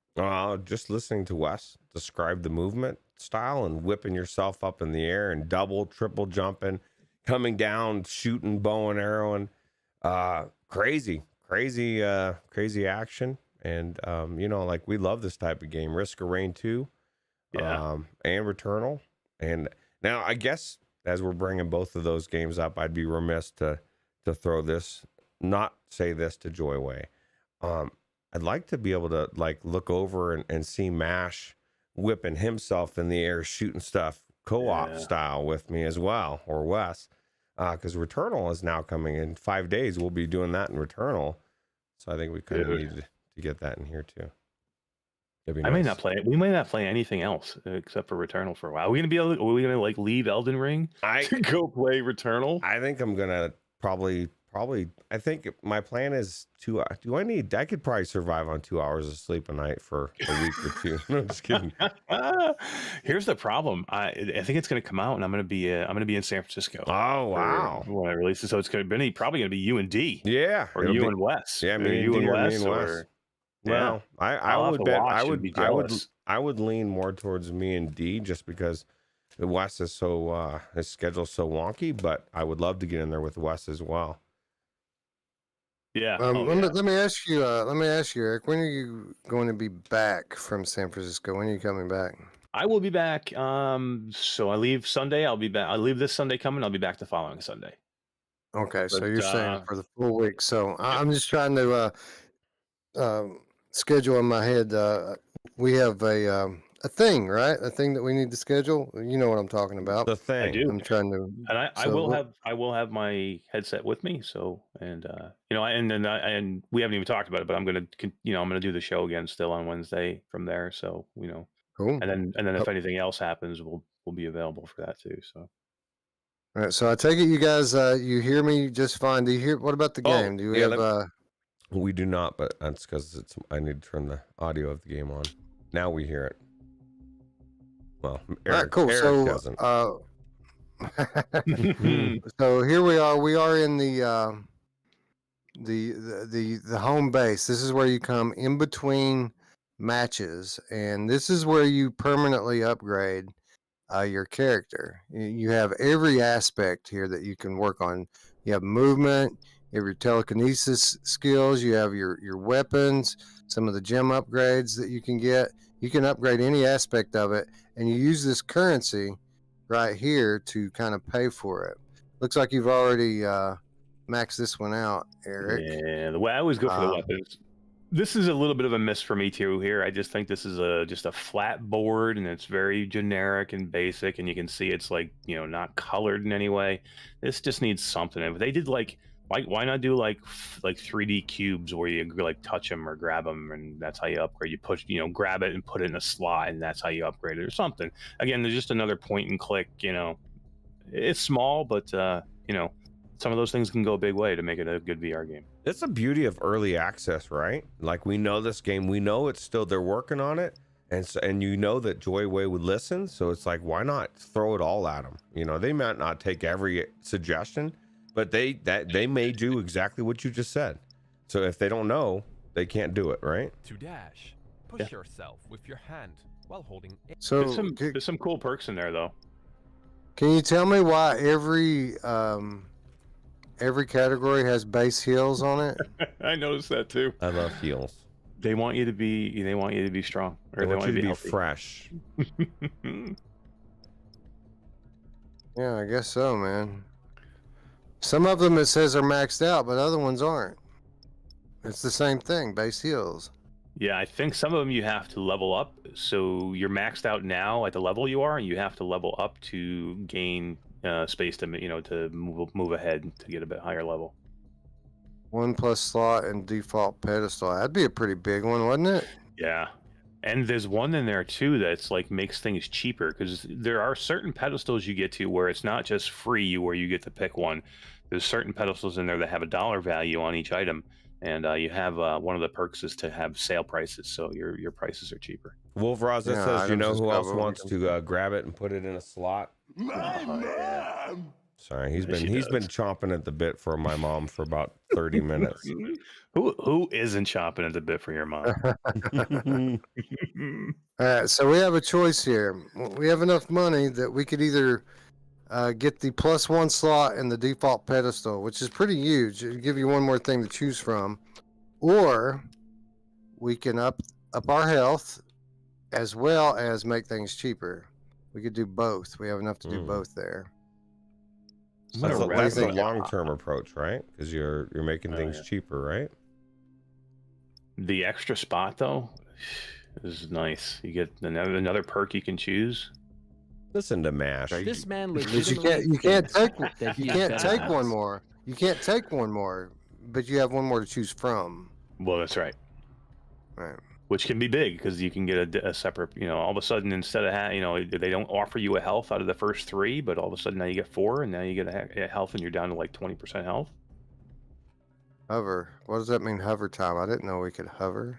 I don't remember that one either. Oh, +1 dash from the start, and that's only Nice. 25. Dude, Oh, that's worth it. That's worth a it. Yeah. no-brainer. Yeah, we're definitely taking that. Wait till you You guys take- see when Wes starts getting in. You talk about like games where you can fling yourself up in the air. I mean, it's not like this isn't like maybe as high as Swarm, but man, the movement and you can get yourself up pretty high. And you get multiple jumps as you progress farther, so you can do more dashes. What are we doing? We doing health or pedestal, Mash? It's your game, so you call it. I would probably take the pedestal if it was me. All right. I know We'll do you would that. probably lean to the health, but we have different play absolutely. styles. Yeah, I'm defense first. I like to get my health and shields maxed first. But I mean, if it was something where I could actually have an extra perk, then that would play out to my benefit over the long term. Hmm. All right, so we're coming into like the main area here, and you have 2 options. You can come up here and kind of start your play session. You can calibrate your height here, which is actually very helpful, especially if you play seated like me. You just hit this button here, extend your arms to the side, and hit the grab button on both. Boom, it recalibrates and you're perfect. Seated or standing, it'll fix it for you. You got some options over here, gameplay options, but for some reason the audio video options don't come up when you click on these, so maybe that's something they're going to add in later. I don't know. It was the same way in the betas. The other thing over here is you have a weapon spawner and a training room. And what I was going to say earlier too, the tutorial kind of reminds me of the Doom VFR tutorial. It was very similar to that as well.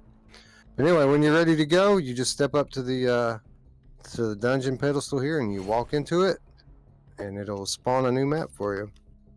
What do you think about the movement? Is it almost like it's not quite Sirento, but I would say it's close to that, right? Because you're moving around, Reminds and me, spinning around a lot, right? Reminds me a lot of Gunheart, actually. Yeah, with Tass the- was with saying the- that earlier.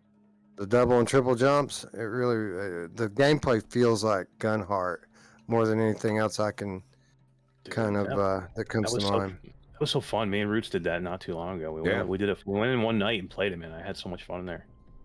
Yeah, I know I was supposed to play it with you guys, but I had to work that night, and then we never came back to it after that.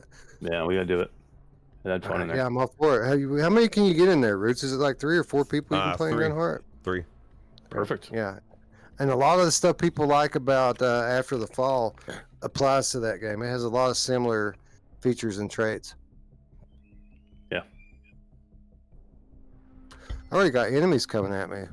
See him up there? Yeah, he wants a piece of you, dude. It's scary up there.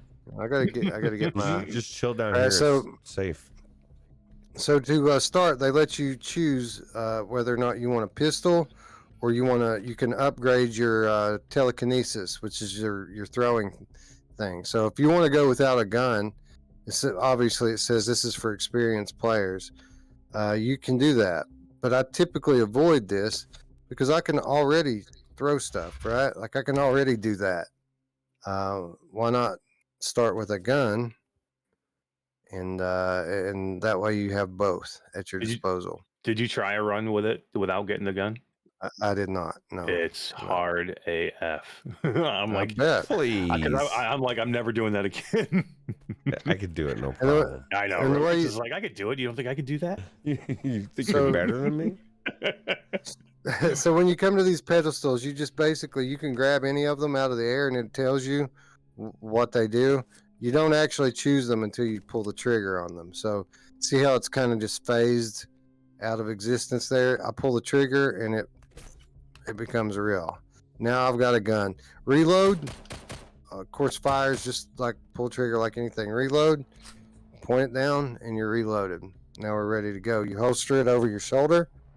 That's it. You're good to go. Now here's what I'm talking about with the movement. This is what makes the game awesome. Is you just kind of grab the air.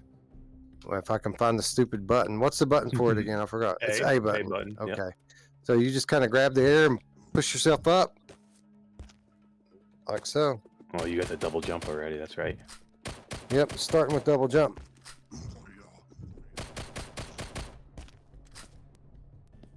And that's the basic movement here, man. I knew there was another one over here. You pricks. 2 of them. These guys are so fast, and they throw these like tomahawks at you, and holy crap, man, they're like all over you. Something else I like about the this pistol and the reload is the motion to jump and the motion to reload is the same motion. So you can literally like one throw and your gun auto reloads for you while you're jumping.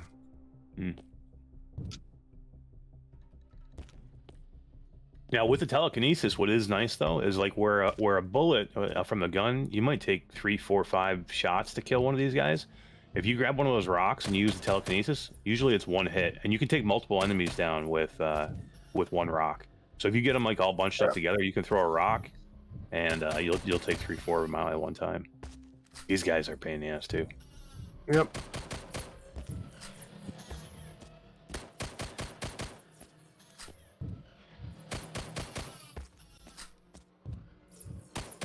These are the guys I was talking about. Looks like Journey from the Gods enemies. Yeah. All right. So there should be a pedestal close here. There's a lot of them. You just got to kind of look around so you don't miss any of them. Maddie Fat Bat Cat says that's how the movement is in Knock. I guess that's how you move around. Oh, is it? Yeah. That's awesome. I can see why people are so excited about it now. We need to get in there. We do. I agree. There's just so much out right now, dude. It's crazy. Oh, I hate spending a lot of time in Marineverse. It's just been sucking up a lot of my time. Yeah, dude. That was, you know what's funny? As I was legitimately thinking earlier, I was like, okay, do I play some Elden Ring or do I play some Marineverse? And I reluctantly, I went with Elden Ring, and I explored a couple of new places, but yeah, it's amazing. So you got 4 things there to choose from. Yeah, man, that's so cool. Because we upgraded it. So typically, I would probably go for this revolver, but this is the weapon we were talking about. The reload mechanic sucks on it. So it's literally unusable for me. Do you So let's think? look at some do of you these think other it's- things. Do you think it's user error? I do not. I had the same, I had the same issue, so maybe we both suck at doing it. I Maybe don't you know. both suck No, at it. maybe. Maybe like you just if you flick it a little bit faster. Maybe not. All right, so I can add +1 dash with that, You got or 3 dashes there. That says Oh, not. we can use there it death from is. above. There it is. That's the best Percent one. damage when you're shooting in the air. Yeah, so we're gonna take this one. It's the deadly Boom, combo. like that. So now my pistol shots will have 10 more damage as long as my feet are not on the ground, which, as you guys can see, typically they're not.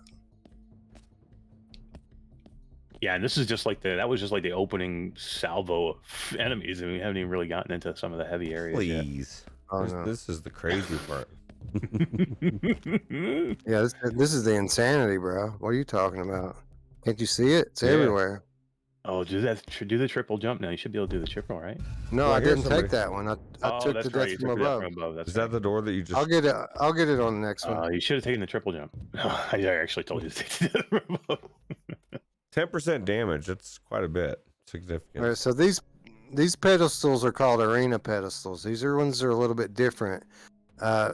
They function exactly the same. Only difference is when I grab this one, they're going to attack me from all sides. Mhm. So you got to be ready whenever you grab it, because the dudes are coming.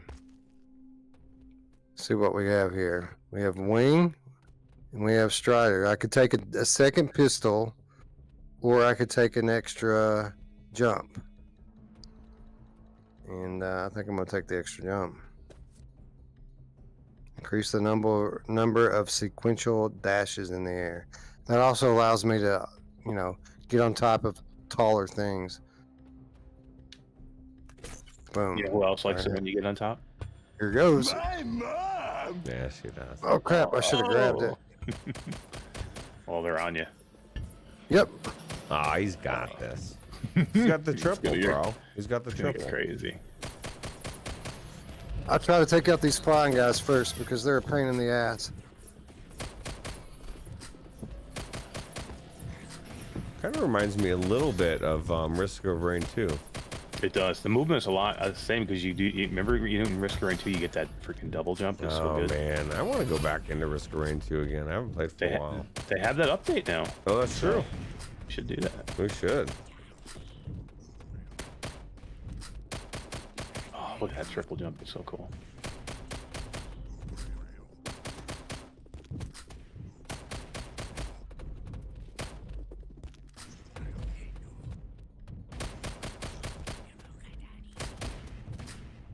Those guys whisper at you and say they talk shit. Yeah, they do. That's why he's dead. And the shaman there, the magic shaman, man, they teleport all over the place, and like they're right in front of you. You be shooting at them, they'll teleport, and they'll be behind you. Oh, you prick. I'm getting lit up already. I think that's it. Am I right? All right, so that's the arena. That's what happens. You get one of these every few battles. You'll have an arena battle.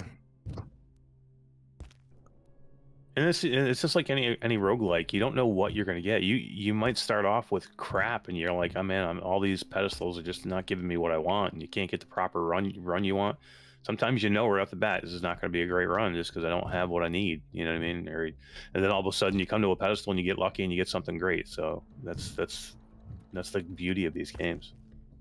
There's another pedestal right there. It's making me nervous though. I don't trust it. What do you mean you don't trust it? It's nice and safe. It's fine. It's no problem. All right, let's Safe. see here. We got shield, pull range. That's a telekinesis thing. I don't really use telekinesis. We can add 10% more with the death from above. Damage boost. 5% of any damage done.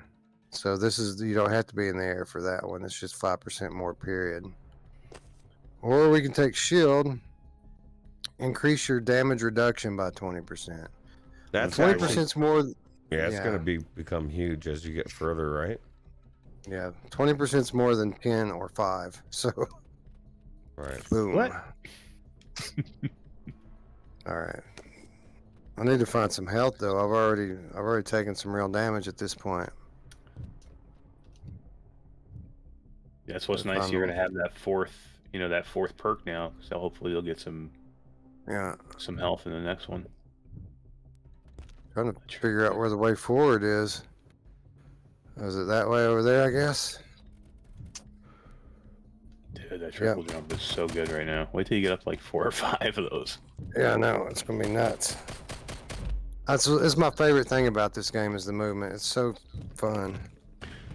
It's an interesting way to how you pull yourself and you fling yourself in the air with your hand. It's kind of cool. Oh shit, there's a lot more of them over there. Where'd you go, prick? Oh, there's that guy.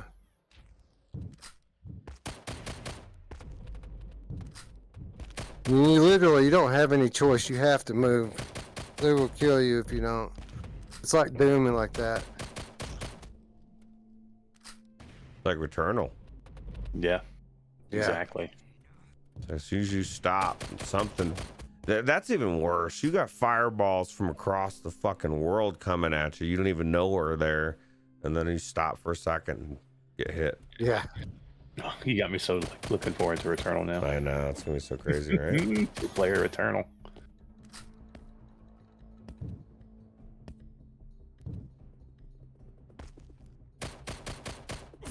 Oh, you fucking prick.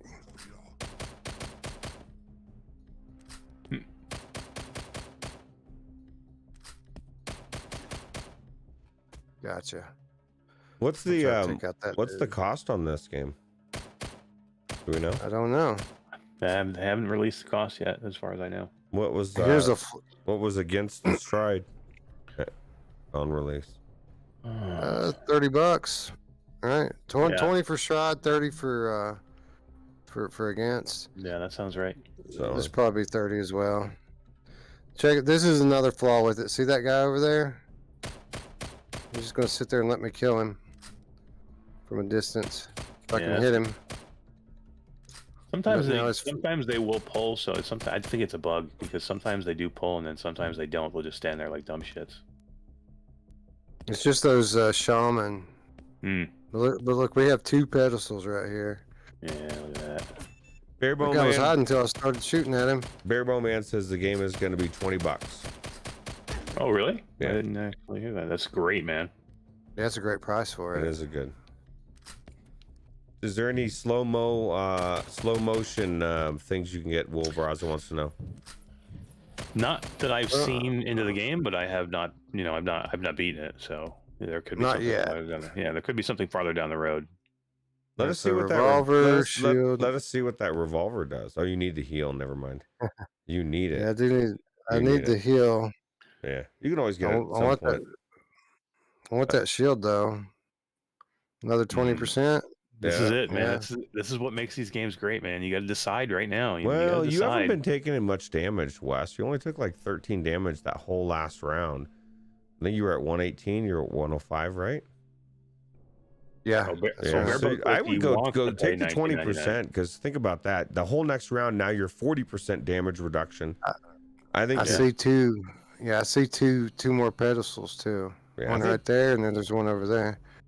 I think you're good. There's a good chance you're gonna have heal at one of those other pedestals. So I would take. I'm gonna look at this one.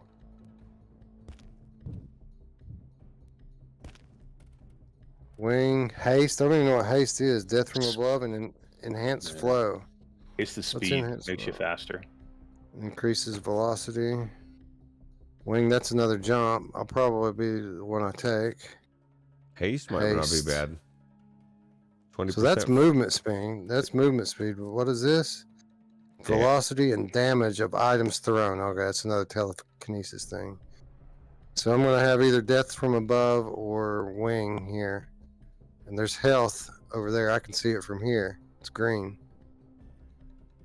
I don't know. All 20, right, 20%, 20% movement speed would be nice too, right? If it applies while you're in the air, all my movement's in the air. I think it's just on the ground for when you're running or climbing. All right. I'm gonna take shield here. Get my defense up a little bit. I think I might take. I'll probably take death from above and get another 10% on my gun over here. How cool would the animation be, Roots, if he did this like he did in Elden Ring when you break those things on your chest to give yourself money, where you like smash it into your chest? You grab one of those orbs and you smash it into your chest, and that's how you grab it. That would be cool. Or even like Here what's it? we're Until you fall, where you grip the crystal to get the perk and you smash it in your hands. I want to see something like that. Like there's no feedback there on what you're doing. It just you put it in your hand and then you click the trigger. That was these shaman guys. You can just sit and pick them off, man. No, they don't do shit about it. As long as you don't get close to them. They're pacifists. That's how they got Yeah. their power, right? Yeah. Yeah, you're the one They're starting all this shit, Wes. Their power is kindness. There's a lot more dudes over here. Look at that thing. Yeah, we'll worry about them in a minute. Let's heal. Pull range, death from above, Ooh, damage big heal. boost. Big Yeah. heal, yeah. We need big heal. 50 HP. What are you down to? I can't see it. He's from at where one. I am. I was down to I was close to 100. I'm at 150 now. Ah. All right, so here's kind of what I'm talking about, branching paths. We can go that way. Look, there's 3 nodes if you go that way. What's the 3 other arena one? battles. And then there's this way, which God knows what's over there. There's one over that mountain over there. See a lot of enemies over there. Yeah, there are. But that's 3 arena battles over here, so there's even more enemies over here. You Right. still haven't found that level that I was talking about where you're kind of like underneath a little bit. And Oh, there's another pedestal right there. Traveling One of man. the- damn, I don't think Traveling I've ever man's- seen that many that close. Reminding us, Until You Fall update, 2-handed update comes out today as well. I guess Oh, is it tomorrow or today? today. Another, Today, yep. Oh wow. How much money do I have? Does it show me that? That I don't think it does. Or We that- kind of need to know, don't we? Oh well, I guess I'm gonna buy the heal, right? Well, maybe I should take. You think I should take another shield, another 20% damage reduction? 60% damage reduction. That's a lot, man. Yeah. Sure. Smash it into your Boom. chest. All right, so we're pretty straight now, man. We got 20% on our gun and then 60% damage reduction.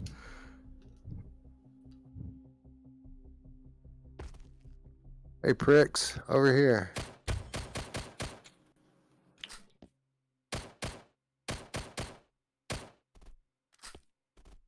So you get certain perks for your gun too. So you can get perks for like crit damage. You can get perks for your accuracy. Because the gun's not great in the beginning, you know, it's a little inaccurate, but you'll get better as you get into the run. I started to get a little bit of that jitteriness there. I don't know if you guys could tell the movement, but it looked a little bit weird for a second. But all in all, it looks pretty clean. I did turn the resolution down because I knew I was going to be streaming. But, I mean, you can't really tell it looking at it. It still looks crystal clear.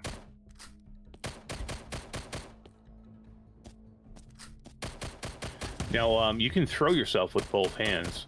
So if you want to try and you can use your left hand to throw yourself or your right hand. I can't do shit left-handed, man. No, I'm just Yeah. I'm just letting people know that they can do it. I had a tough time doing it too. I end up using my gun hand more than anything else. But if you can get good at it, you're better off that way because then you can still aim with your gun as you're throwing yourself in the air. That's true. Listen to MASH, dude. Come on, man. Come on. Come on, man. You think you're better than me because you can use your left hand? You He think thinks you're he's better better than than me?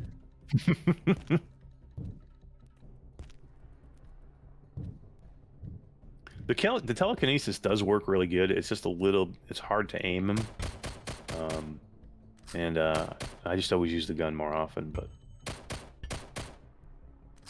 it is really cool though, because you can get like perks for the telekinesis too, to where you can actually grab things from farther distance. So you can grab, objects from farther away. You can get more damage. You can get more accuracy in throwing them.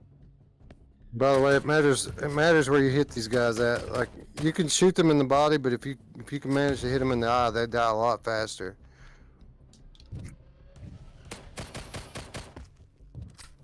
Wolfie says he can see himself cranking out some metal and going all zen in here. Oh hell yeah! I would suggest instead of going metal, just some Lady Gaga or some Billy Billie Eilish. Yeah, who doesn't love Billie Eilish? Some Skrillex. You're set, Wolfie, bro. You just going to town, dude. Little poker face. Yeah, I got that. Just switch over to some Katy Perry. No. So you can hold your gun in your left as well. Dark wants to know. Yeah, you can switch it over. Okay, good. Not that I would, but that would be weird. All you lefties, you're weird. No, I'm just kidding. You are weird. You're not normal. It's different. Does that hurt? There's friends coming after me now. Bearbo says Alvo is going to be good. Alvo is absolutely good. I'd say great. It's what I've wanted out of a shooter since I've played in. Oh, it's these guys. Oh no. Yeah, these guys get badass. They get hard too. You're getting pretty far in this run, Wes. You're doing pretty good, man. Yeah, it's You're good. getting some good perks. It's good because we probably should just do one run because we're already now rounding 2 hours. I don't think you're gonna need. If he keeps going the way he is, I don't think you're gonna need 2 runs. I'd rather see one run anyway. I'd rather see Wes crank out a really badass run for another 20 minutes. Well, that's what it is. Like I said, you don't never know what you're gonna get. You've just gotten really good luck with some of these perks that you picked up. And, Yeah, that was a lot of perks right in a row there. A lot of damage reduction, man. You can get hit by almost anything and probably not take too much damage. I don't think I ever gotten up to 4 shields in one run. So I mean, you got 3 already. I mean, you're in good shape. Love, peace, and chicken grease, Bearbo says. And I was just thinking the same thing. I was almost about to say that. It's weird. Our minds are synced. Well, it's not too weird because you're 70, 80 miles or 60 miles away from me, depending on where in Denver you are. I'm a little farther than that. I know this is cheap for me to take advantage of this exploit, but they need to fix it if they don't want me to take advantage of it. I don't know if it's an exploit. It's not an exploit as long as it's allowed. Oh, right, Cave Digger 2 is also out tomorrow. Yeah, that's true. That's right. Dig harder. All right. You know who else likes to dig harder? My mom! Yeah, she does. Yeah, she does. I love the climbing. It's so good. I actually did it left-handed too. That should tell you something. Yeah, all right.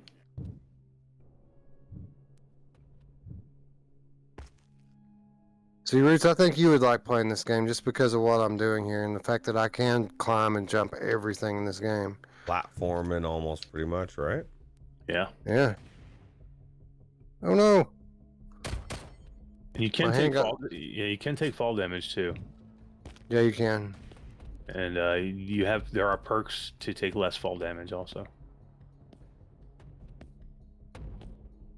They're trying to limit me with a ceiling. Yeah. You hear him? Yeah, Talking shit. He sounds like he's pissed, dude. Yes, Joe. And he sounds like he's been locked up in quarantine for a year and hasn't been able to watch the latest season of Survivor. And Yeah, that's what he said. He said, "Fuck the mask. I ain't wearing a mask." I'm out. No booster.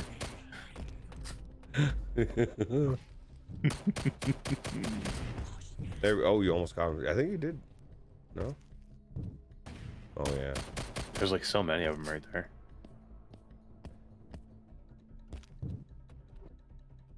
Tass, have a good night. Toddler's still being a PETA. No. Where'd he go? Did I kill him? 8 pitas. Hmm. Must have killed him. I don't see him. And you can pull enemies from anywhere in this map. Like I tried to run through the map at one point just to try and see how far I could get. I had like 60, 70 enemies coming at me at once because they'll just keep chasing you. It's crazy. Yeah.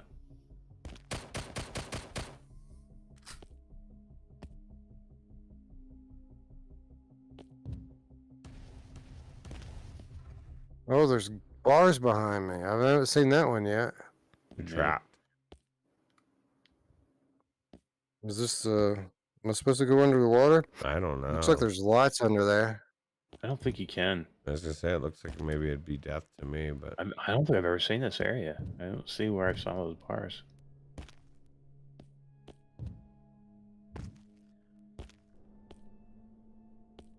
Maybe we're going to the next level. There's bars over here too. I can go over them.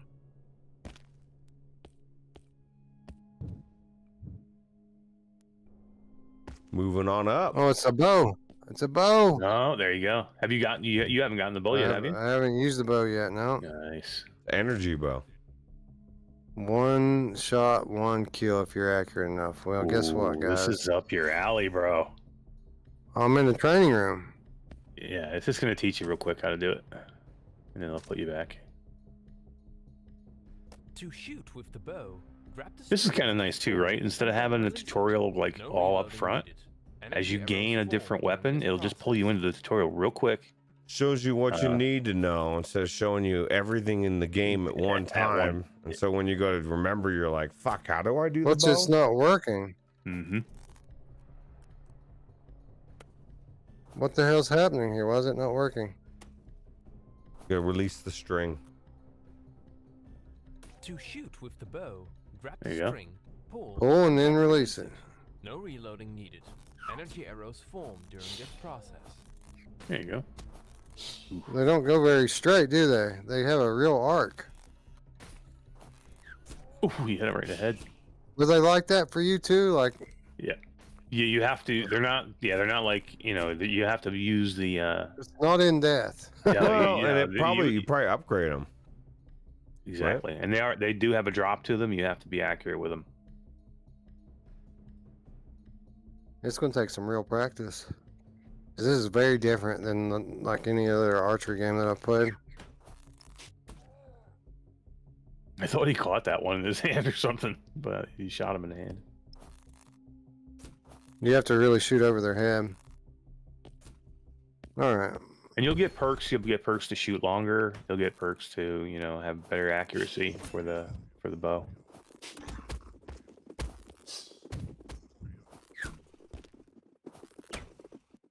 There's two in the back of his head. Three in the back of his head. I guess you got to shoot him in the face.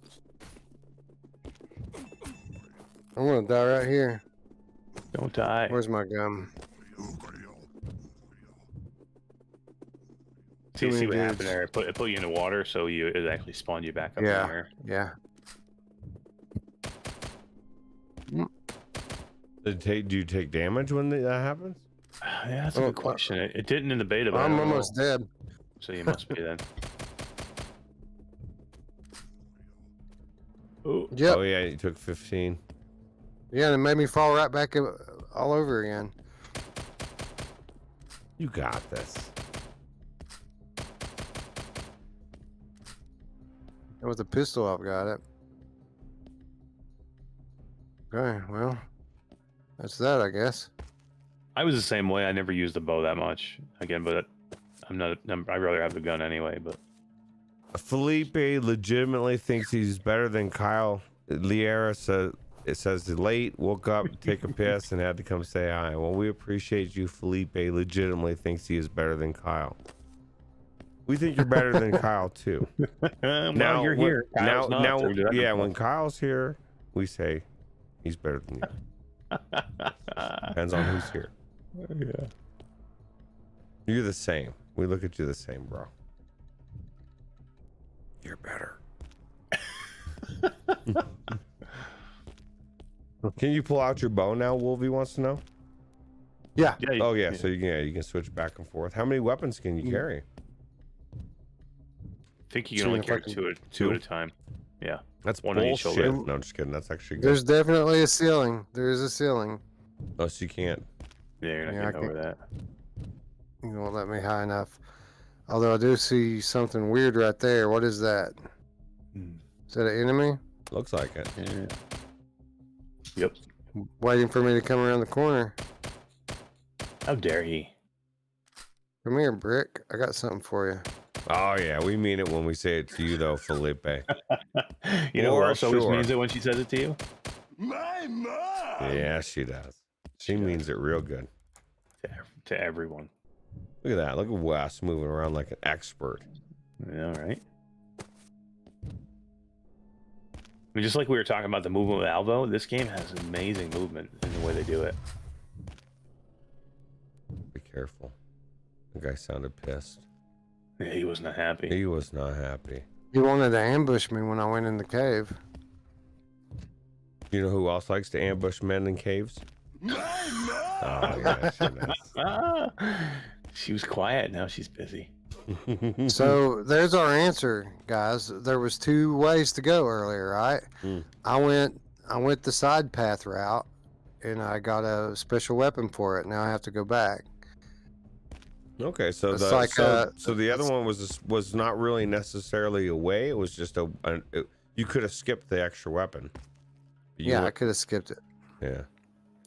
And that's what it is. It's like- It's procedurally generated, so you never know, though. Next run, it might be something different there. It might not be a weapon there, or it might be a perk there instead. You got It's like 50-50. Returnal. Yeah. When you take the blue door in Returnal, it always dead ends, but there's always something good at the end of the road. Oh God, there's some doors you get in there, man, and you think, why did I? Mm-hmm. Yeah, that's the worst. You get in there and you think, okay, you're about to maybe go against the boss, and you think, well, there's a door, one of those doors that you unlock, right?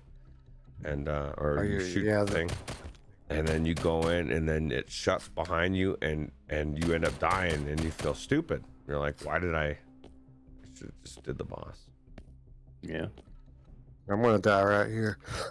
I have 30 health, and got I have this. a pedestal, Got this, an bro. arena battle. If it's health in there, just grab it quick, and then you can fight. Oh yeah. Yeah, I'll have to take it. If You it's need a health. big If it's not heal. health, I'm fucked. You need a big hill. You think I could grab it and get through the door before it closes? Mm. No. They're not letting you out of there, bro. You're gonna have to fight. Just hopefully you got a big heal in there. Give you a chance. The bow screwed you. Is this the place you were talking about?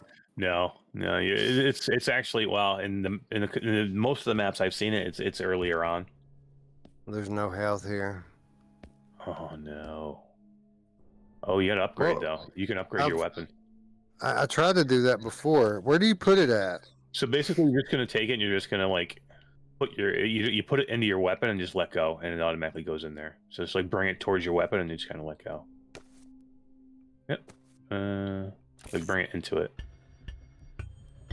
There you go. So what does it do for my weapon anyway? I don't know the exact numbers or what it does. It's just supposed to upgrade it and give you better, more damage, more speed. Some will give you more ammo. Oh no, before- I'm gonna die. Oh no! I'm dead. Oh. Now what's this dude? Says I don't know anything about the multiverse. Dude, I have a podcast. You don't know any. Oh. He's talking about the multiverse. I Well, thought he meant the metaverse. I'm he like, I didn't- know all about the metaverse, dude. He- I talk about it all the time. Yeah, he doesn't know anything about it. So how much did you get? How much dark matter did you get for that run? I bet you did Anyway, pretty good. I bet you got a here we good amount go. of dark matter. Results 34. of the descent to the planet has failed. So this is the descent to the planet that we're trying to get through here. I've been killed by a red cube, and I received 34 dark matter. I don't know if that's good, bad, or ugly. That's pretty good. I've gone through some where I got 10, so you did really well. That was was a my good run. second run. My Yeah, that second was- run. That was a really good run because I mean everything that I had gained in the betas is gone now. This is all, we're starting from scratch, and I only had a few runs today, and all I did was level up the weapon. I didn't level anything up besides that. So now you can start building your character and making it stronger, and you're gonna be able to go farther and farther into the map now. This is the other offense choice, by the way, people. You can grab shit with your telekinesis if you don't break it on the floor.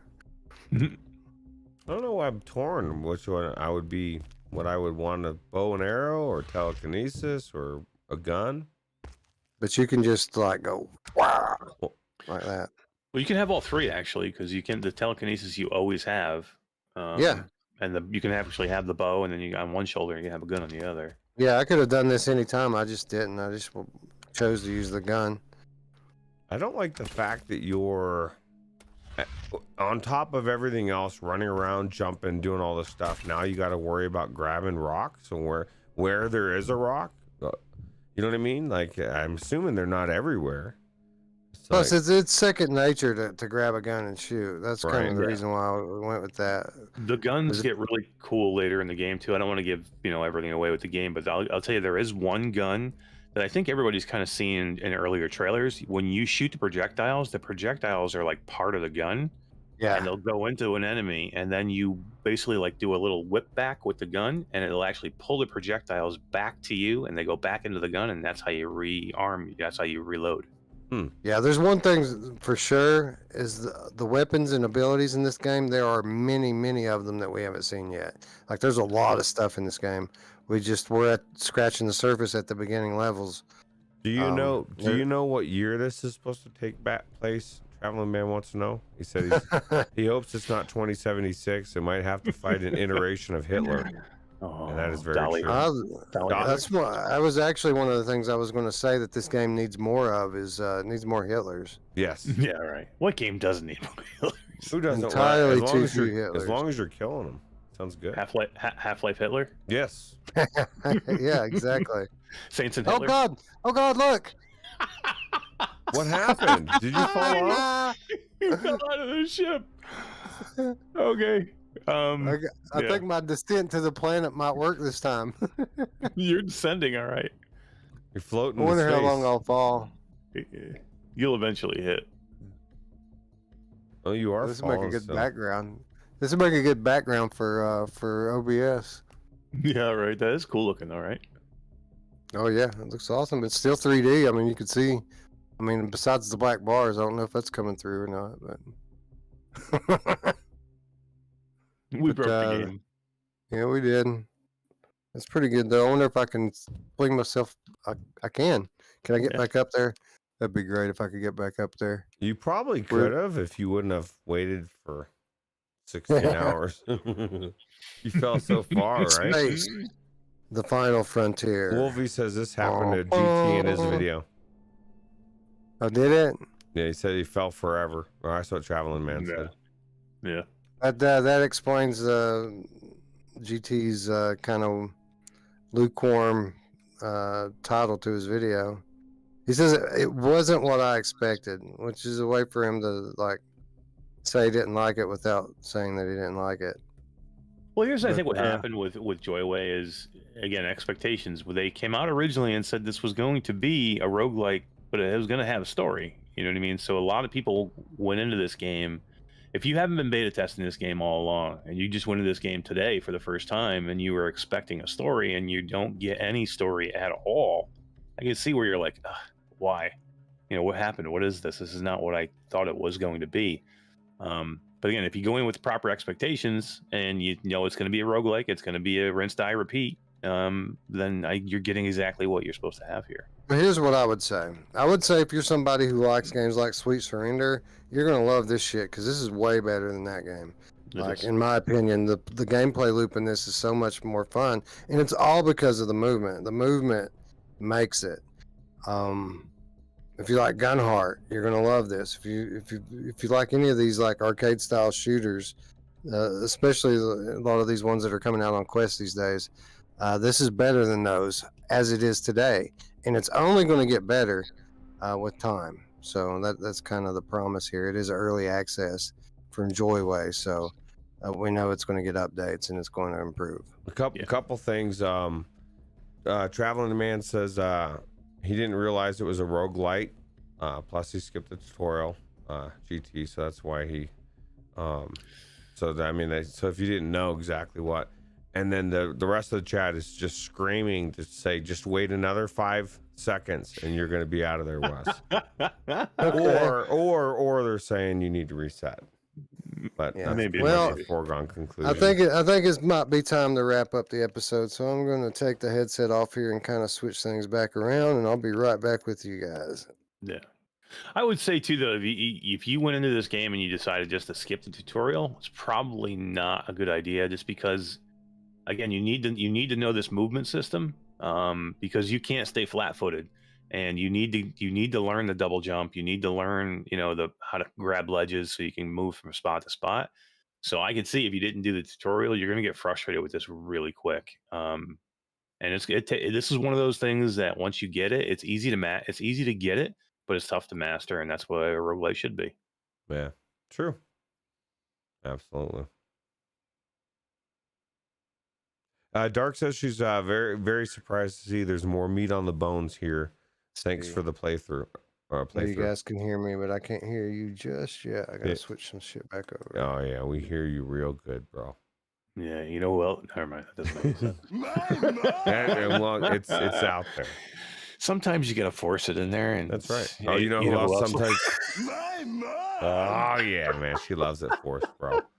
Nah, she does. I'm gonna feel lonely here shortly, Mash, when I go into Elden Ring by myself, because I know it's too late for you, because you need to sleep. Yeah, bro. it's 3 a.m. It's 3 a.m. It's only 3 a.m. What are you talking about, man?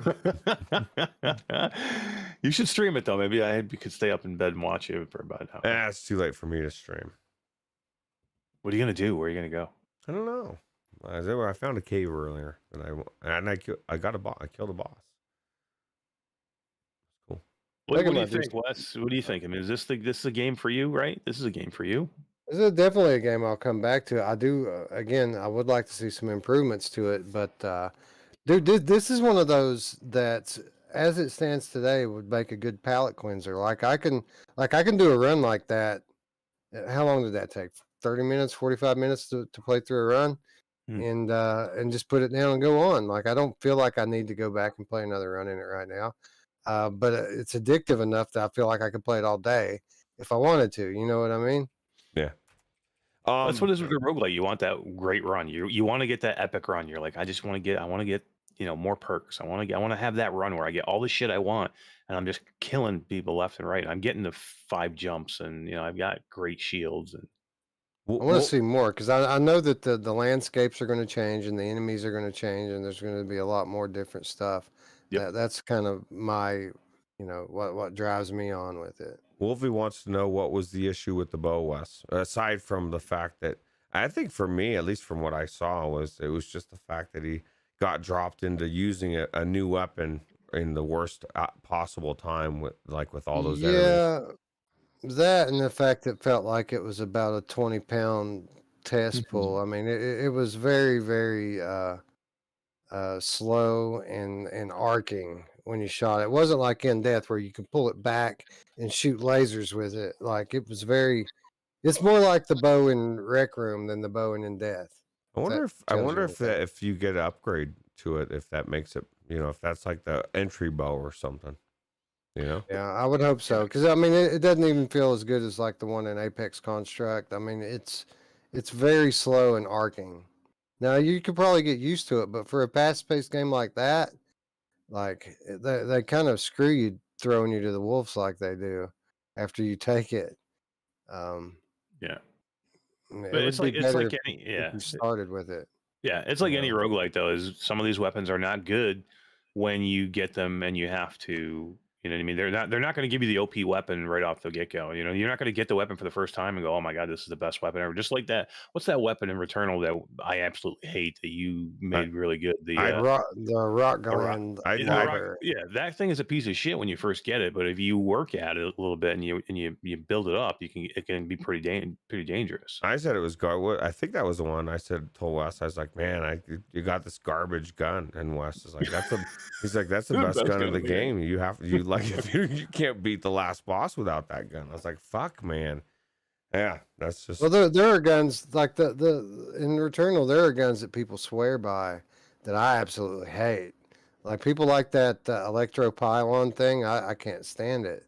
and then there's another one like called the Death something or something. I don't remember, but it was just not for me. Like I preferred the rock gland lobber because it does damage over time. Like you hit your enemy with that, and it keeps hurting them. And if you can pair it with a damage siphon, so that when you hurt enemies, it heals you. Like, dude, all you gotta do is like peek through the door, open the door up, hit the guy with the gun, pop back outside the door, and he keeps getting damage while you heal on the other side of the door in the next room. Like it works really well for me. Sounds good. Anyway, I'll show you guys that in person when we can co-op it. Hell yeah. Hell yeah. Can't wait. As you guys are finally going to get to beat the game now, right? I know that's exactly what I said. I said, well, I'm actually going to get a chance to beat this game. Co-op. They have they're also adding an endless tower mode too. So like it just goes forever. Yeah. That's my kind of thing. Yep. It's Horde gonna be mode. great. No more VR. Sorry guys. That's it. Last Channel's episode. over. Returnal and VR, and then I'm done. I can go away. They did like a thing in Dreams that's Returnal inspired. It looked really cool. Yeah. I have to check that out. Indeed. It's like $7 Dreams. Can't beat it. Nope. Anyway, I think it's going to wrap up our episode. I want to thank you guys for showing up and hanging out late at night. Once again, another awesome episode down. If you're new to the channel, you know what to do. Click that big red button, ring the bell, make sure you click the thumbs up, all the stuff. Give us the clicks. We need clicks. We're a growing channel, and that's what we eat. It's what we need to grow. Click it all. If you want to do something extra, we like monies too. And you can give us your monies on Patreon, $3 per month. That's it. Although with inflation, it'll probably go up to $5 pretty soon. But as of right now, it's still $3 per month. And that'll get you access to our weekly show notes, insider updates, exclusive content, all for less than $1 per week. You can't beat that with a digital bat. And last but not least, you are invited to join us in our home, which is the Virtual Strangers Discord. There's an invitation in the description down below for you guys to come and join our community. And this is where we hang out. This is where we talk when we're not in front of the camera. And when I say mean it, I mean all of us, the three of us, everyone in the chat, and then, everyone who doesn't stay up late to watch VR shows. They're all there as well, talking about things VR related and non-VR related. So we invite you all to join us on there. It's a happy place to be and a good place to make friends and so on and so forth. Yep, absolutely. Tech says, have a good people. You too, have a good people, Tech. Yep, good people as well. Oh yeah, who doesn't love good people? Oh yeah. Anyway, on that note, friends, I'd like to thank you all once again for watching. For Ruuts and Eric, I'm Wes, and we'll see you soon. I'll probably see you tomorrow. I'm probably going to do some Fallout tomorrow. So see you then, guys. Bye. Take it easy. See you later.